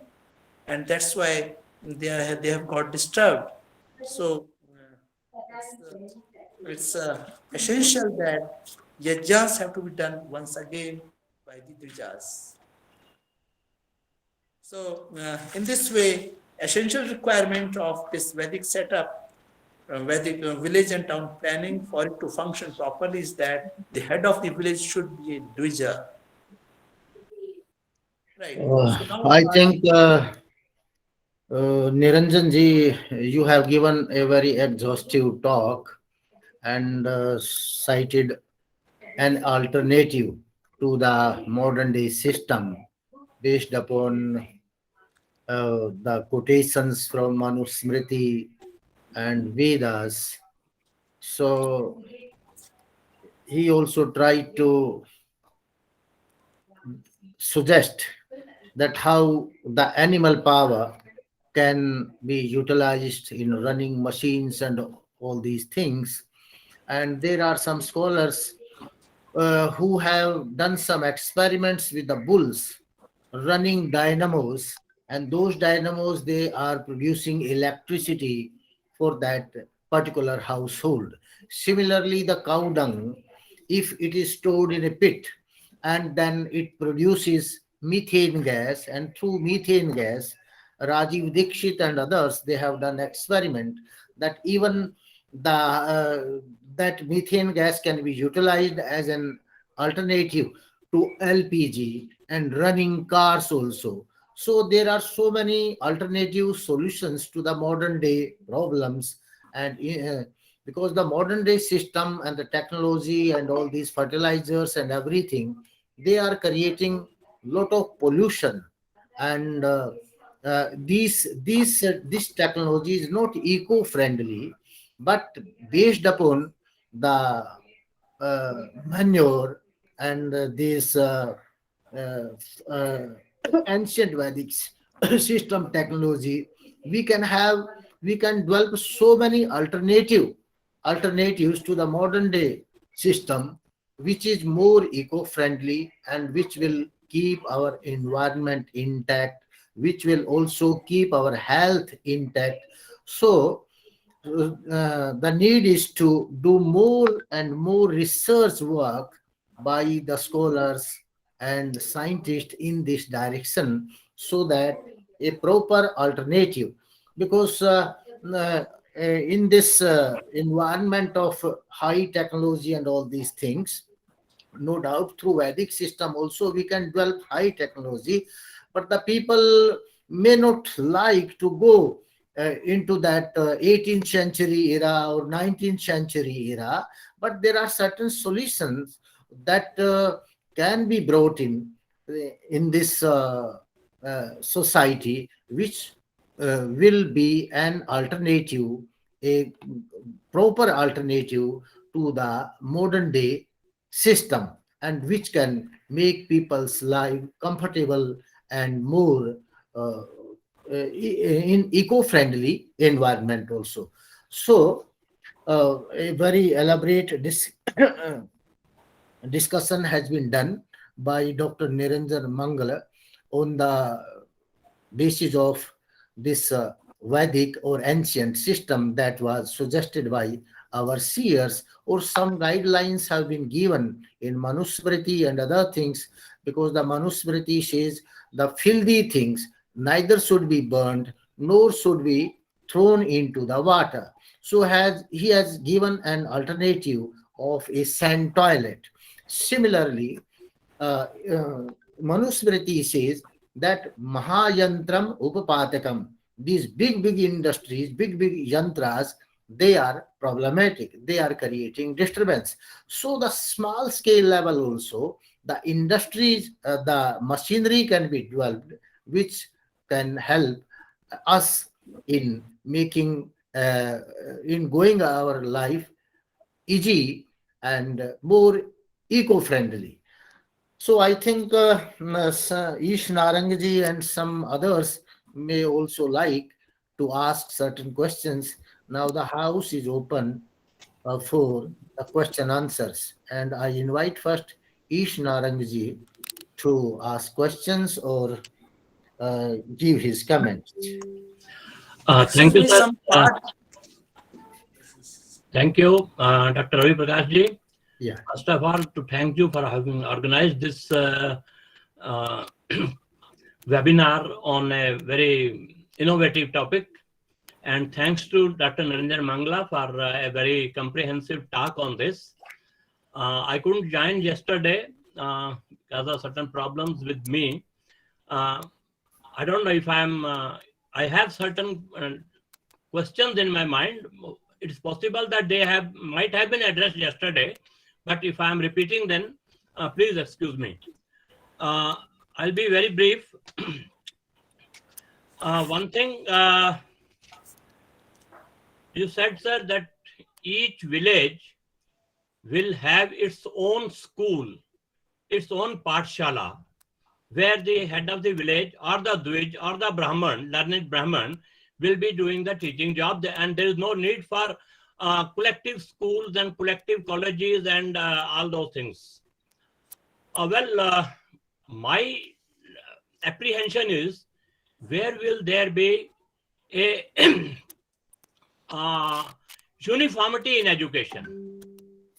Each person teaching in his own village the question of uniformity in the country will have to be addressed to. How will that be done? That is one. You can answer later on. I will put all the three. I have 3-4 points in my mind, which second thing you said, which I have noted, that when you are discussing the number of persons living in a village, you said the number of persons or children per family will be 2 to 3 or something of that sort. And you quoted Manu on that. But Manu says you are allowed to have 10 kids in a span of 25 years. So that 2 or 3 kids doesn't stand the scrutiny of Manu himself. Then another thing, you said that because of the Yaj and Havans, there will be timely rains and therefore no need for any tube wells or other wells, etc., are utilizing the groundwater. Well, it's right. But where there are no rivers, where there is only desert, like in our own Rajasthan or in the Arabians, where will that the source of water will be there if we depend only on rains? These are my 3 questions. Please. Right. Yeah, Niranjan ji. Right. Now, the question number 1 was that you said education, how uniformity of education will be there, right? See, basically, the Vedic education says that we are supposed to study the 4 Vedas, and for each Veda, 12 years are devoted. And again, we have the parts of the Vedas, the Shadangas. So that means our education, the pattern of education is fixed, because one has to study the Vedas, these Vedangas, and then the commentaries on all these Vedangas is again fixed, like from the seers. Say Vyakaran, Paniniya Vyakaran has to be studied, Darshanas, Vaisheshik Darshan has to be studied. So that means our curriculum is fixed, our time frame is fixed. So that will make the education system uniform, right? Next, yes. We have seen in the past, after Mahabharata, we have forgotten all our Vedas, all our literature, Vedic literature is no more available. How did that happen if our curriculum was fixed? If our syllabus was fixed? And if there was a uniformity, how did we lose all that? Right, good question. See, as I said, we need men of character. Men of character means whose acharan is also good. Daily routine is good. Where their life routine is good. So after Mahabharata, there was a decline in the daily routine and the life routine. And because of the loss of the character of the Dvijas, everything went wrong. Well, how do we address this in Vedic system, in Vedic village or Vedic way of life? Right. As I said, that now the head of the village has to be Dvija, and how the Dvija will come from when he has studied at least one Veda through the following the regular rules of Brahmacharya. So we now, of course, that education is not present at present. We are trying to develop that. So Vedic University or Vedic Education Center we are trying to establish very soon, and I hope we will produce Dvijas from there, and then they will spread all over India, these centers. Okay, sir, not very much convinced, but okay. Actually, Narangji, Dr. Niranjan is suggesting, is giving an alternative. Yes, sir. And this alternative is given by him based upon certain statements in Manusmriti and other Shastras. But it is his own system that he wants to develop. So we should not think that whatever he is suggesting, that is mentioned in the Vedas. This sand toilet and all these things, he is searching a alternative for that. And this is his innovation, we can say. So there are so many things which can be considered and which can be talked about. And now our next questioner is Gadadharji. He is from Bangalore and he is running a Gurukul, as well as they are going to establish a Vedic University in Andhra Pradesh. And he is from International Institute of Vedic Sciences. I think he also wants to ask certain question. Gadadharji.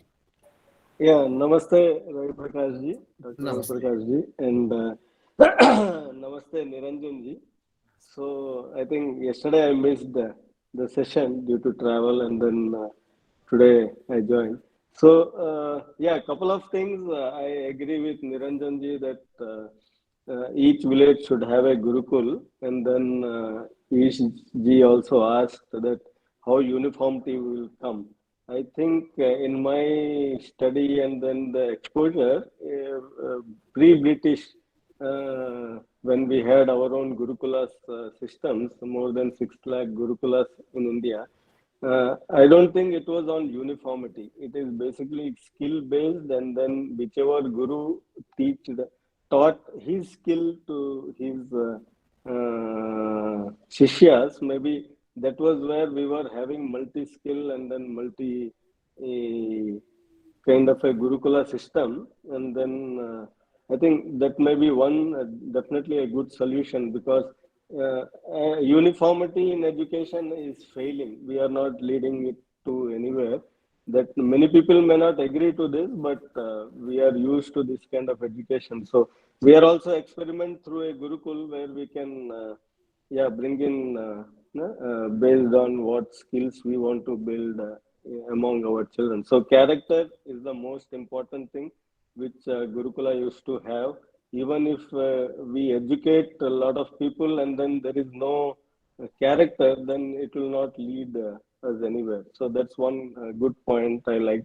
Then the second thing, there is toilets. I think I like this idea very much, because I have myself seen in my village maybe about 50 years back, about 45 years back, in Andhra Pradesh, in one of the village where I used to go for summer vacation. I used to stay in Delhi, and then we used to go for summer vacation. And then we were very, like, those days itself, we used to feel very bad. Means, in the backyard, we used to have a toilet separate for ladies and separate for gents, and we used to go with a lota inside a four-walled without a top, and then we used to come out, and then later in the village, one person used to come with a cart, and then he used to put sand and take it. I mean, sand used to be there only. We used to put sand after doing it, and then but the village that man used to come from our backyard and collect all these things on a cart and used to take it away. So I think this memory is still there in my mind, and I was for long thinking how this can be brought it forward. I think you have given a very good solution, and which was being used, I think, in the villages earlier. But after that, after we grown up, we changed that house and all. We are not the same. Means everything changed. So I think the idea is good, but how it can be implementable in the current situation is what we have to think. We are also planning a eco village, Vedic village, Vedic living kind of a thing. Maybe I'll connect with you and then see how, at least on an experiment base, can we build such things in our eco village. So these are two things I think I liked it most. The other things anyway, cows, bulls, these are all very important and part of our ecological life, eco life. So that's good thing. So we'll connect, sir, again sometime on this. Yeah, certainly. Yeah. So now we have Dr. Naresh Vatsji. He Can I also, for a few minutes? My mother is calling. Just few minutes. Huh? yes. Yes, Niranjanji, you can speak. Yeah. I don't have actually question, but I have thing to add it on. Yeah, yeah. Generally, actually, sir, when we talk about Ved, we use a word ancient. Ah, I have a problem yeah, with this ancient, this tag. When we yeah. say ancient Vedic system, see, Vedic system is Vedic system. Vedic system, no और doubt. इसमें modernity और ancient के paradigm में हम इसको करके और सारा इसको डाइल्यूट कर देते हैं। Yeah, yeah. एंशिएंट का मतलब ऐसा हो जाता है कि something that has been frozen in time और वो शीशे में लगा दी और बस उसको दूर से देखते रहो, touch me not sort of thing. Yeah. Veda सनातन है, Yes, yes, yeah. जो हमारी परंपरा है वो सनातन। Actually there is a I don't know, I have this problem because being a language teacher. Normally हम क्या पढ़ाते हैं सर, एक जो डाइकोटमी के तौर पे हम पढ़ाते हैं कि एक परंपरा है और एक आधुनिकता है। We have, I mean, we teach the term traditional as opposite to modern. Modern, yeah. But what I understand is tradition is always modern. Yes, yeah. Tradition is never frozen. Yeah, tradition तो सतत तौर पे चलती रहती है, निरंतर चलती रहती है, वो अपनी मॉडर्निटी पैदा करती रहती है अपने आप में। जहां Yes. ट्रेडिशन रुक गई, जहां परंपरा रुक गई, वो प्रथा हो गई, yes, yeah. वो फ्रीज हो गई, वो प्रथा बन गई। अब उस प्रथा को डोलो। Yeah. परंपरा कभी ढोई नहीं जाती। परंपरा हमेशा नई बनती रहती है, अपने आप को मॉडर्न करती रहती है। Unfortunately in India, we are not able to find our own modernity. Yeah. When we see, अभी शायद ओम सप्रा जी कह रहे थे कि यूनिफॉर्मिटी बहुत जरूरी है, और हम नॉर्मली बात करते हैं यूनिफॉर्मिटी। हमारी यूनिफॉर्मिटी की डेफिनेशन क्या है? Uniformity means what? क्या मैकेनिकली कुछ किताबें, 5 किताबें या 10 किताबें इकट्ठी करके पूरे all over, I mean through out the span of India यही किताबें पढ़ाई जाएंगी? Yeah. थिंग इज, एजुकेशन का मतलब नॉर्मली हम समझते हैं कि ये 4 वेद हैं तो बस वही रहेंगे और कुछ नहीं होगा। मींस एक टेक्स्ट फिक्स हो गई है और वो वही रहेगा, ऐसा तो नहीं है। Yeah. ट्रेडिशन जो परंपरा है, शिक्षा की जो परंपरा है, वो अपने आप को मॉडर्न करती रहेगी, शुरू तो करें। नाउ निरंजन जी ने जो जितनी ये बातें कही, really unfortunately I could not join yesterday, तो लेकिन आज जितना मैंने सारा सुना, मैं ये मानता हूं कि वो एक बहुत अच्छा मॉडल है। But only thing is doability. Sir, 2 aspect होते हैं किसी भी चीज को करने के, एक डायग्नोस्टिक और एक prescription. Yes, yeah. Diagnostic is really good Yeah. कि जी विलेज होगा, उसमें ये होगा, सारा एक आइडियल, उसको एक टर्म यूज होती है यूटोपिया। लेकिन उसके साथ सर एक वायबिलिटी होती है, डूएबिलिटी भी होती है। Yes, yes. और कहीं ना कहीं हमें ऐसा लगता है, जब हम वेद की बात करते हैं या वैदिक लिविंग की बात करते हैं, तो इस तरह से बात करने लगते हैं कि ये एक चीज पता नहीं कुछ ऐसे वहां पे रखी है और हम यहाँ हैं और हमें वहां पहुंचना है। That is the part of our life. Yeah, yeah. मेरे ख्याल में हमें उसकी एक मॉडर्निटी बनानी पड़ेगी, एक क्रिएट करनी पड़ेगी। क्रिएट तो हम क्या करेंगे, ढूंढनी पड़ेगी, it is already there. Yeah. Only thing is, उसको हम प्रथा न करके उसको परंपरा करें, Right, वो right. अपनी मॉडर्निटी बना लेगी। Yes. शुरू तो करें, और मेरे ख्याल में भाव ये होना चाहिए। Yeah. और फिर अच्छा, हर चीज सर करने से होती है, once we start doing it तो रास्ता फिर निकलता जाता है। वो अपना आगे मैं नहीं कहूंगा, अपने आधुनिकता वो अपने आप कर लेती है। नॉर्मली हम आधुनिकता को जो ना डेमोनाइज करके रखते हैं, आधुनिकता वो इसलिए शायद करते हैं कि whatever is western that seems to be modern, or we have defined modernism as per westernism. Yeah. उस पैराडाइम से अगर हम बाहर निकल जाएं तो मेरे ख्याल में हम अपनी आधुनिकता जरूर ढूंढ लेंगे धीरे धीरे। और No doubt, the tradition has to find its way in the modern system, na? नहीं, असल में सर ट्रेडिशन ही मॉडर्न है। Yeah, tradition yeah. कभी अनमॉडर्न नहीं होती है। हाँ, बिल्कुल, उसका डेवलपमेंट होता रहता है। वो अपने आप डेवलप हो। सर, मैं अपने आप जब बच्चों को पढ़ाता हूँ तो मैं उनको यही बात बताता हूँ, इसको बात को पॉइंट उसको बनाने के लिए।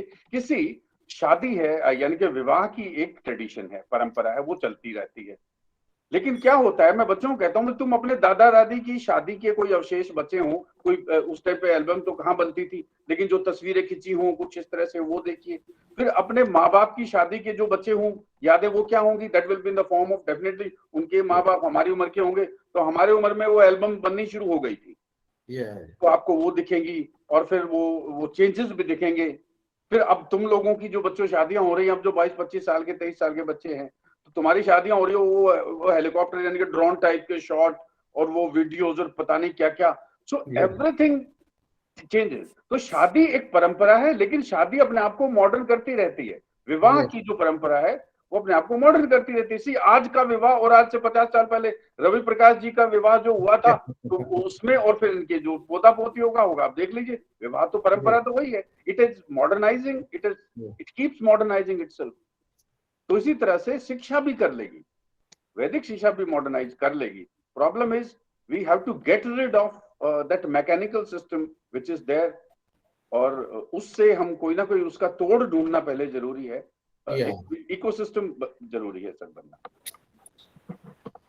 This is what I wanted to add on. No, it's a good suggestion. In fact, the tradition itself is a modern one, and we cannot call it as an ancient. In fact, there are some certain guidelines. Those guidelines are guiding the whole system throughout ages. And if we go away those guidelines, then we will be, just going away from the path.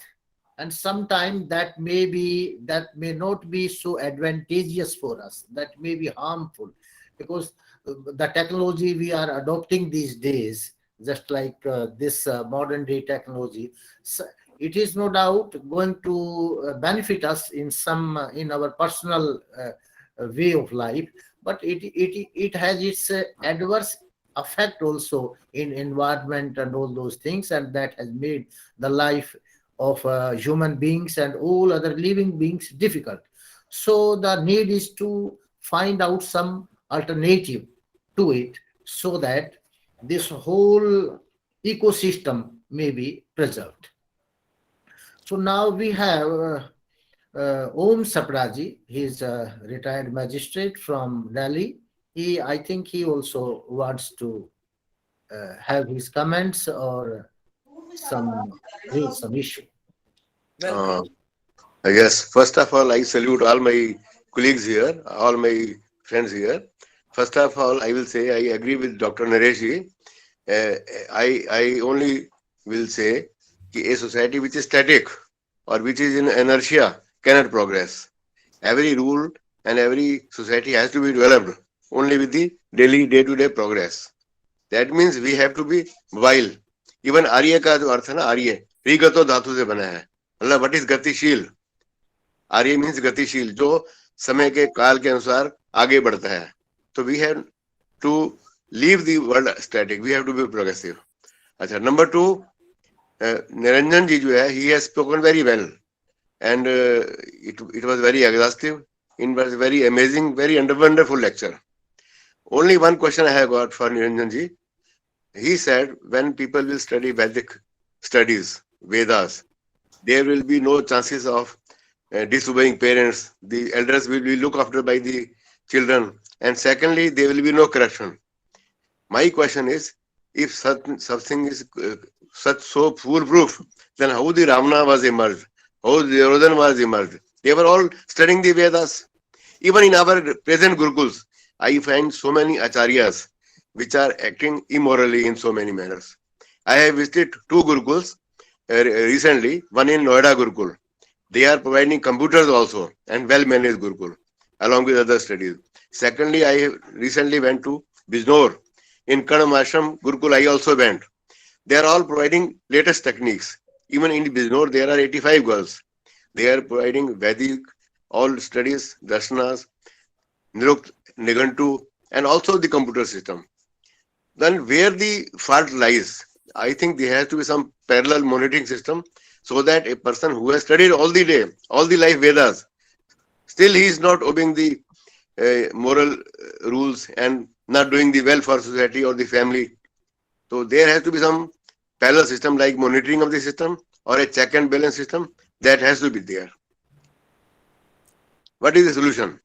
Right. Well, good question. Thing is, acharah kasmat acharam grahayati iti acharyah. That means the teacher, the main teacher of the Gurukulam is supposed to teach the virtues, the good things, and see the tapasya of a brahmachari is essential in the Vedic routine. So tapasya means he has to sleep on the ground, he has to bring bhiksha for his food. So when he's sleeping on the ground, when he's barefooted, so he has to be barefooted. So with these rules of tapasya, he gets that insight that he has to be a just person, he has to speak the truth, and all those things are also being imbibed, taught by Acharyaji. But nowadays, these things are not being forced. These things are not being taught. See, if you see Gurukulas, they are cheating in the examinations.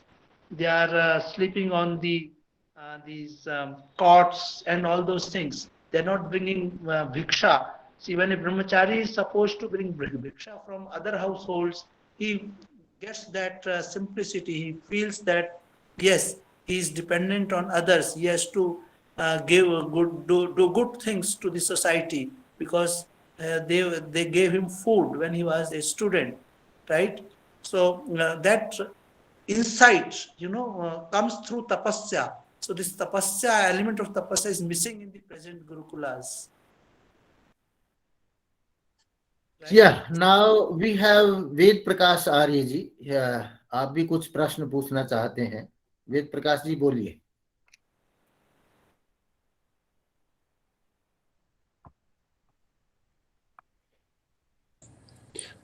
Ved Prakash ji, you need to unmute. I think he is not able to hear us. आप अपने आप को है ना unmute कीजिए. आप muted हैं Ved Prakash ji. Maybe we can go to Vivek Garg. Yes, Vivek Garg. Vivek Garg, you also want to ask some question? You can ask.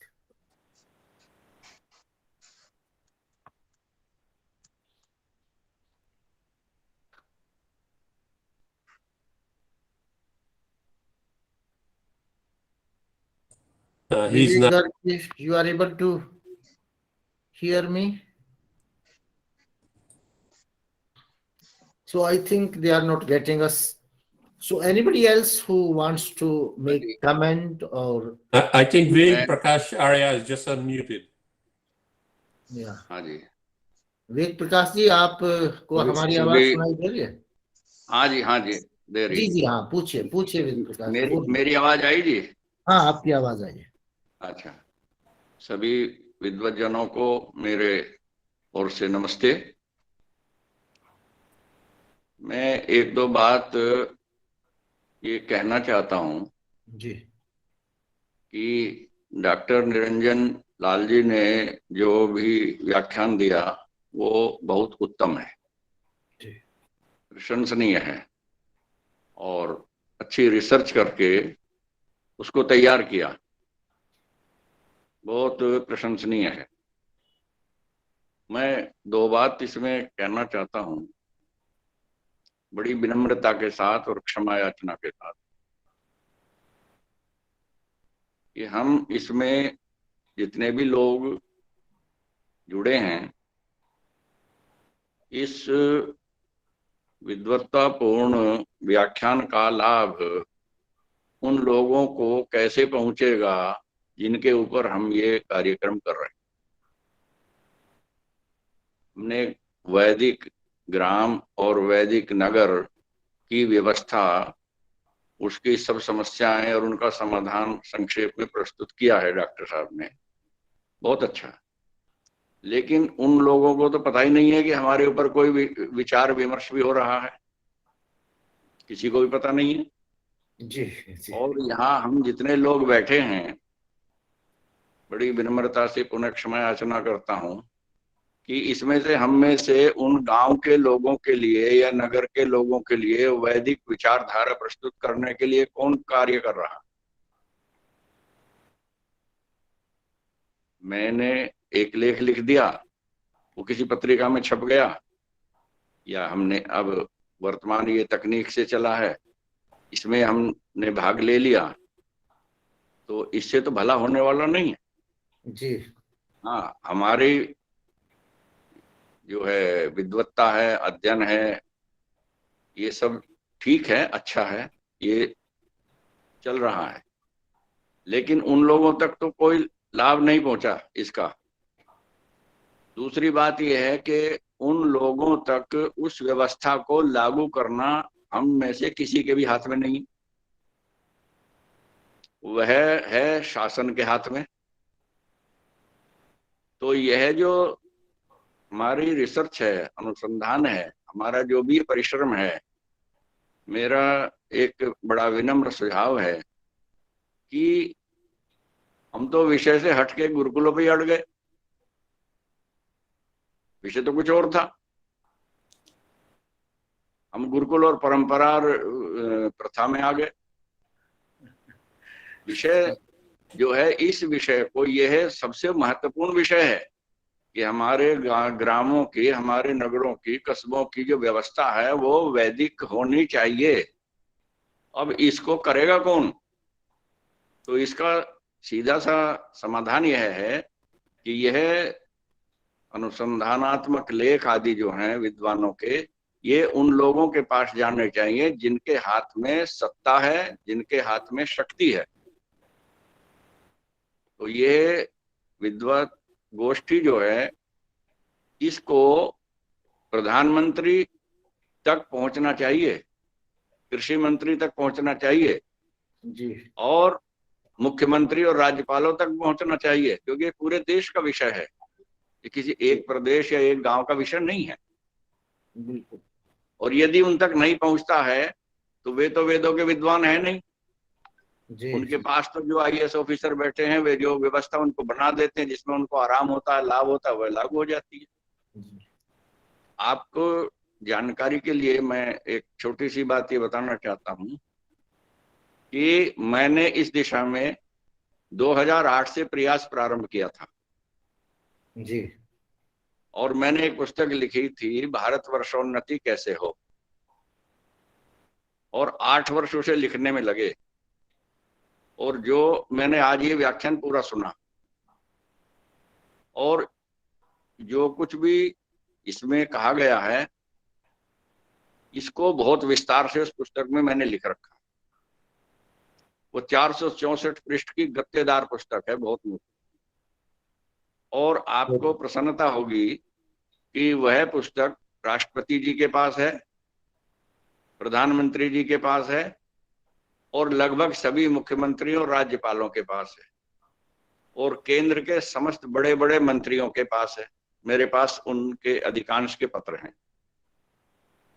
और उसको मैं जब देखता हूं, भारतवर्ष की प्रत्येक समस्या का वैदिक समाधान उसमें लिखा मैंने। अपनी मर्जी से नहीं लिखा या किसी दूसरे का कहा हुआ लिखा हुआ नहीं दिया। मुख्य रूप से महर्षि दयानंद को केंद्र में रखा, क्योंकि महर्षि दयानंद ने कोई विषय छोड़ा नहीं है। जो संसार की उन्नति के लिए आवश्यक है, सभी विषय प्राय महर्षि दयानंद ने अपने ग्रंथों में लिखे हैं। जब गाय के ऊपर बहुत अच्छी बात डॉक्टर साहब ने कही है, लेकिन गो करुणानिधि पढ़ के देखिए कितना समाधान हो जाता है, ऋषि दयानंद की लिखी। तो मैंने सबको भेजी हुई पुस्तकें, अपना संपूर्ण साहित्य जो है 34 पुस्तकों का सेट इन सबके पास है, निःशुल्क भेजा हुआ सबको, रजिस्टर्ड डाक से। मेरे पास पत्र हैं अनेक लोगों के, सबके तो नहीं, अनेक लोगों के, प्रधानमंत्री जी के भी हैं, राष्ट्रपति जी के भी हैं।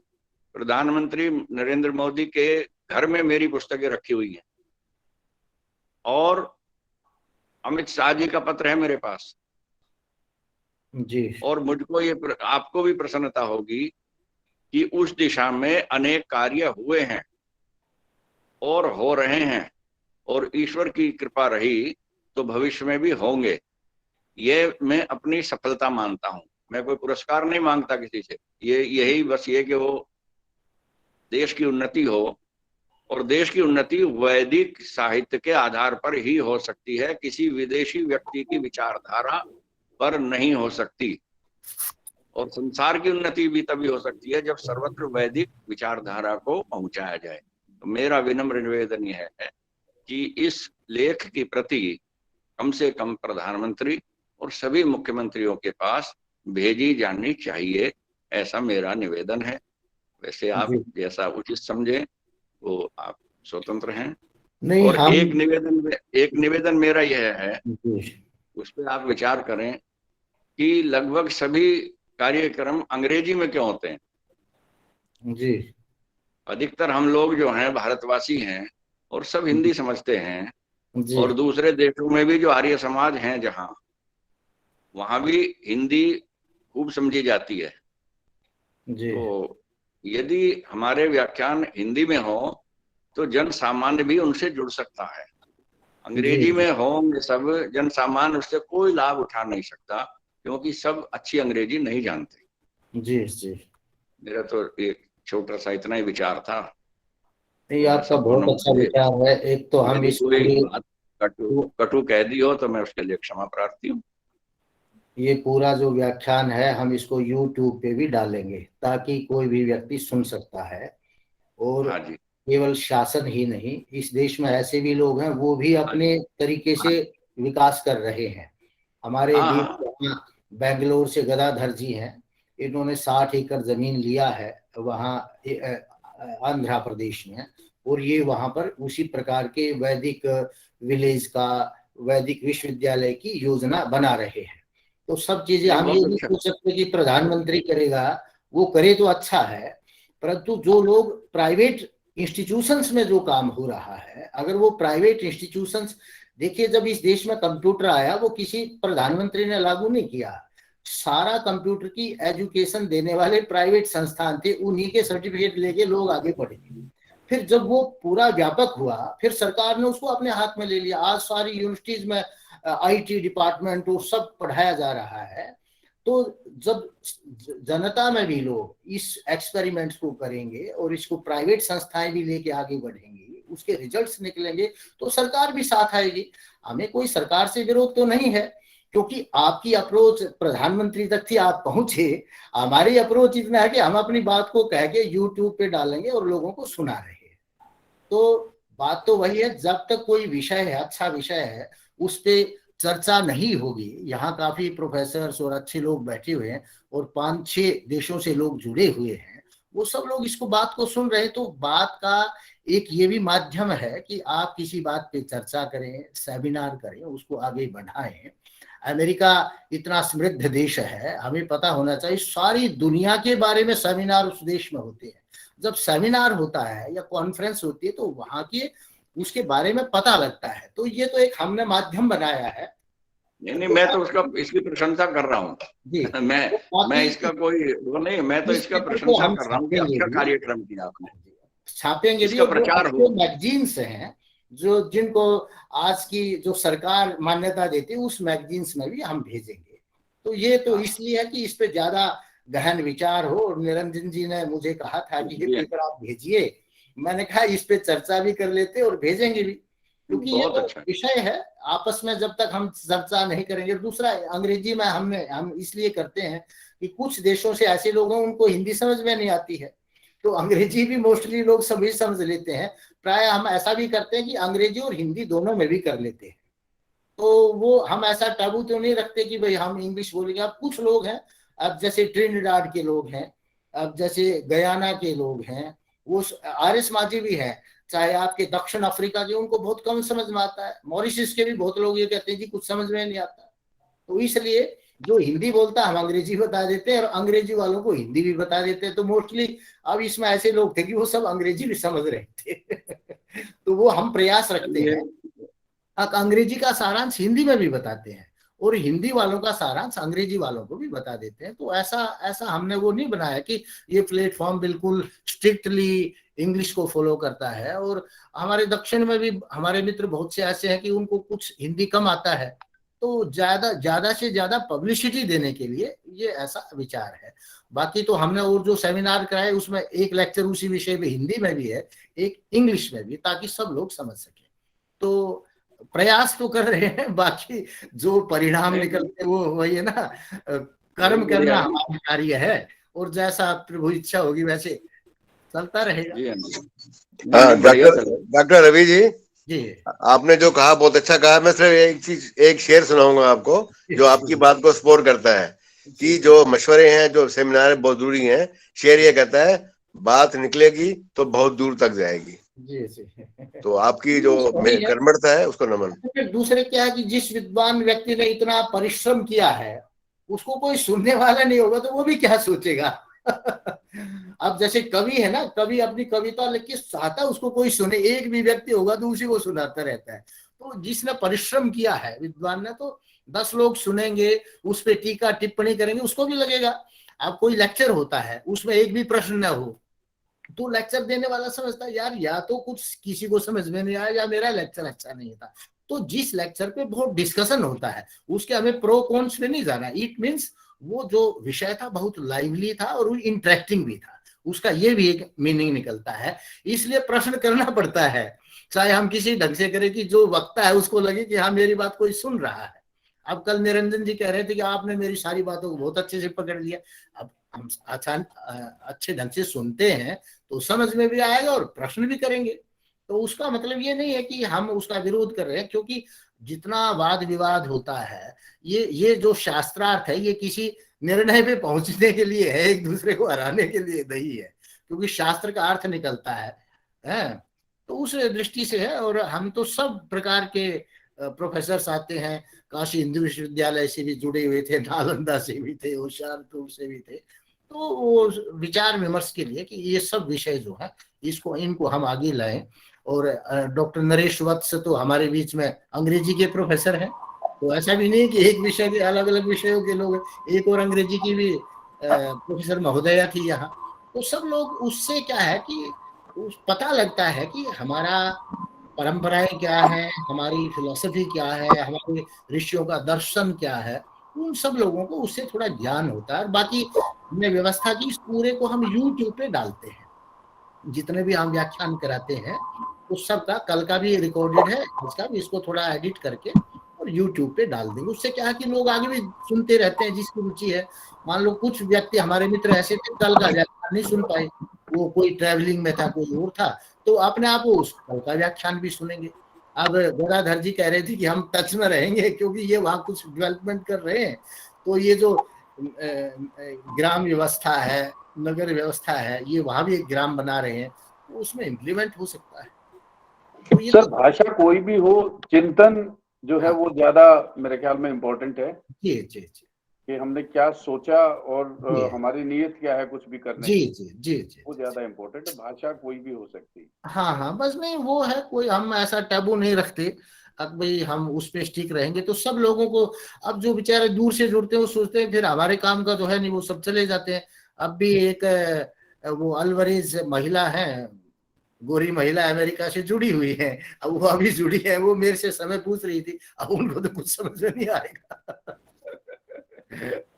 तो इस प्रकार से है बहुत, क्योंकि 5-6 देशों के लोग जुड़ते हैं तो हम इसलिए उसको इंग्लिश में कर लेते हैं। बाकी तो निरंजन तो संस्कृत जानते हैं, हिंदी भी अच्छी बोलते हैं, ऐसी कोई बात नहीं। इंग्लिश में तो थोड़ी असुविधा ही होती है हम लोगों को। सर अच्छा रहेगा कि कभी ऑफलाइन का कोई ऐसा प्रोग्राम रखें। अभी ऑफलाइन का था, अभी ये ओमिक्रॉन आ गया एक्चुअली। अभी था कि भी चलो एक ऑफलाइन कर लेते हैं सेमिनार और सब मित्र जुड़ेंगे उसमें, परंतु फिर ये ओमिक्रॉन स्टार्ट हो गया। अब देखते हैं अगर मार्च वगैरह में कुछ खुलता है तो फिर स्टार्ट करेंगे। और इस ओमिक्रॉन से पहले भी मैं बेंगलोर में था, गदाधर जी के पास था, इनके गुरुकुल में भी था मैं। तो जो ही आए तो रास्ते में ही बड़ी चेकिंग स्टार्ट हो गई थी ओमिक्रॉन के कारण। 7 तारीख को हम आए तो नागपुर में भी बार बार देख रहे थे कि आपके पास वो इंजेक्शन लगे। मैंने कहा यार हम तो कनेक्टिंग फ्लाइट के लोग हैं, आप हमारे से क्यों मांग रहे हैं? तो ये बड़ी से कुछ समस्याएं हो जाती है। तो बहुत अच्छा, सारे भारत में लोग बहुत अच्छा काम कर रहे हैं अलग अलग जगह। और ऐसा कार्य है कि हमको बड़ा स्पृहणीय है, हम भी जिससे प्रेरणा मिलती है, इस प्रकार का काम हो रहा है। तो सब मित्रों को बहुत बहुत धन्यवाद। I thanks everybody and I think this session was a great success and next time also we will do some useful work on this platform, and as suggested by Dr. Naresh Vats, we will certainly convene some offline seminar also if the conditions are suitable to us. So thanks everybody.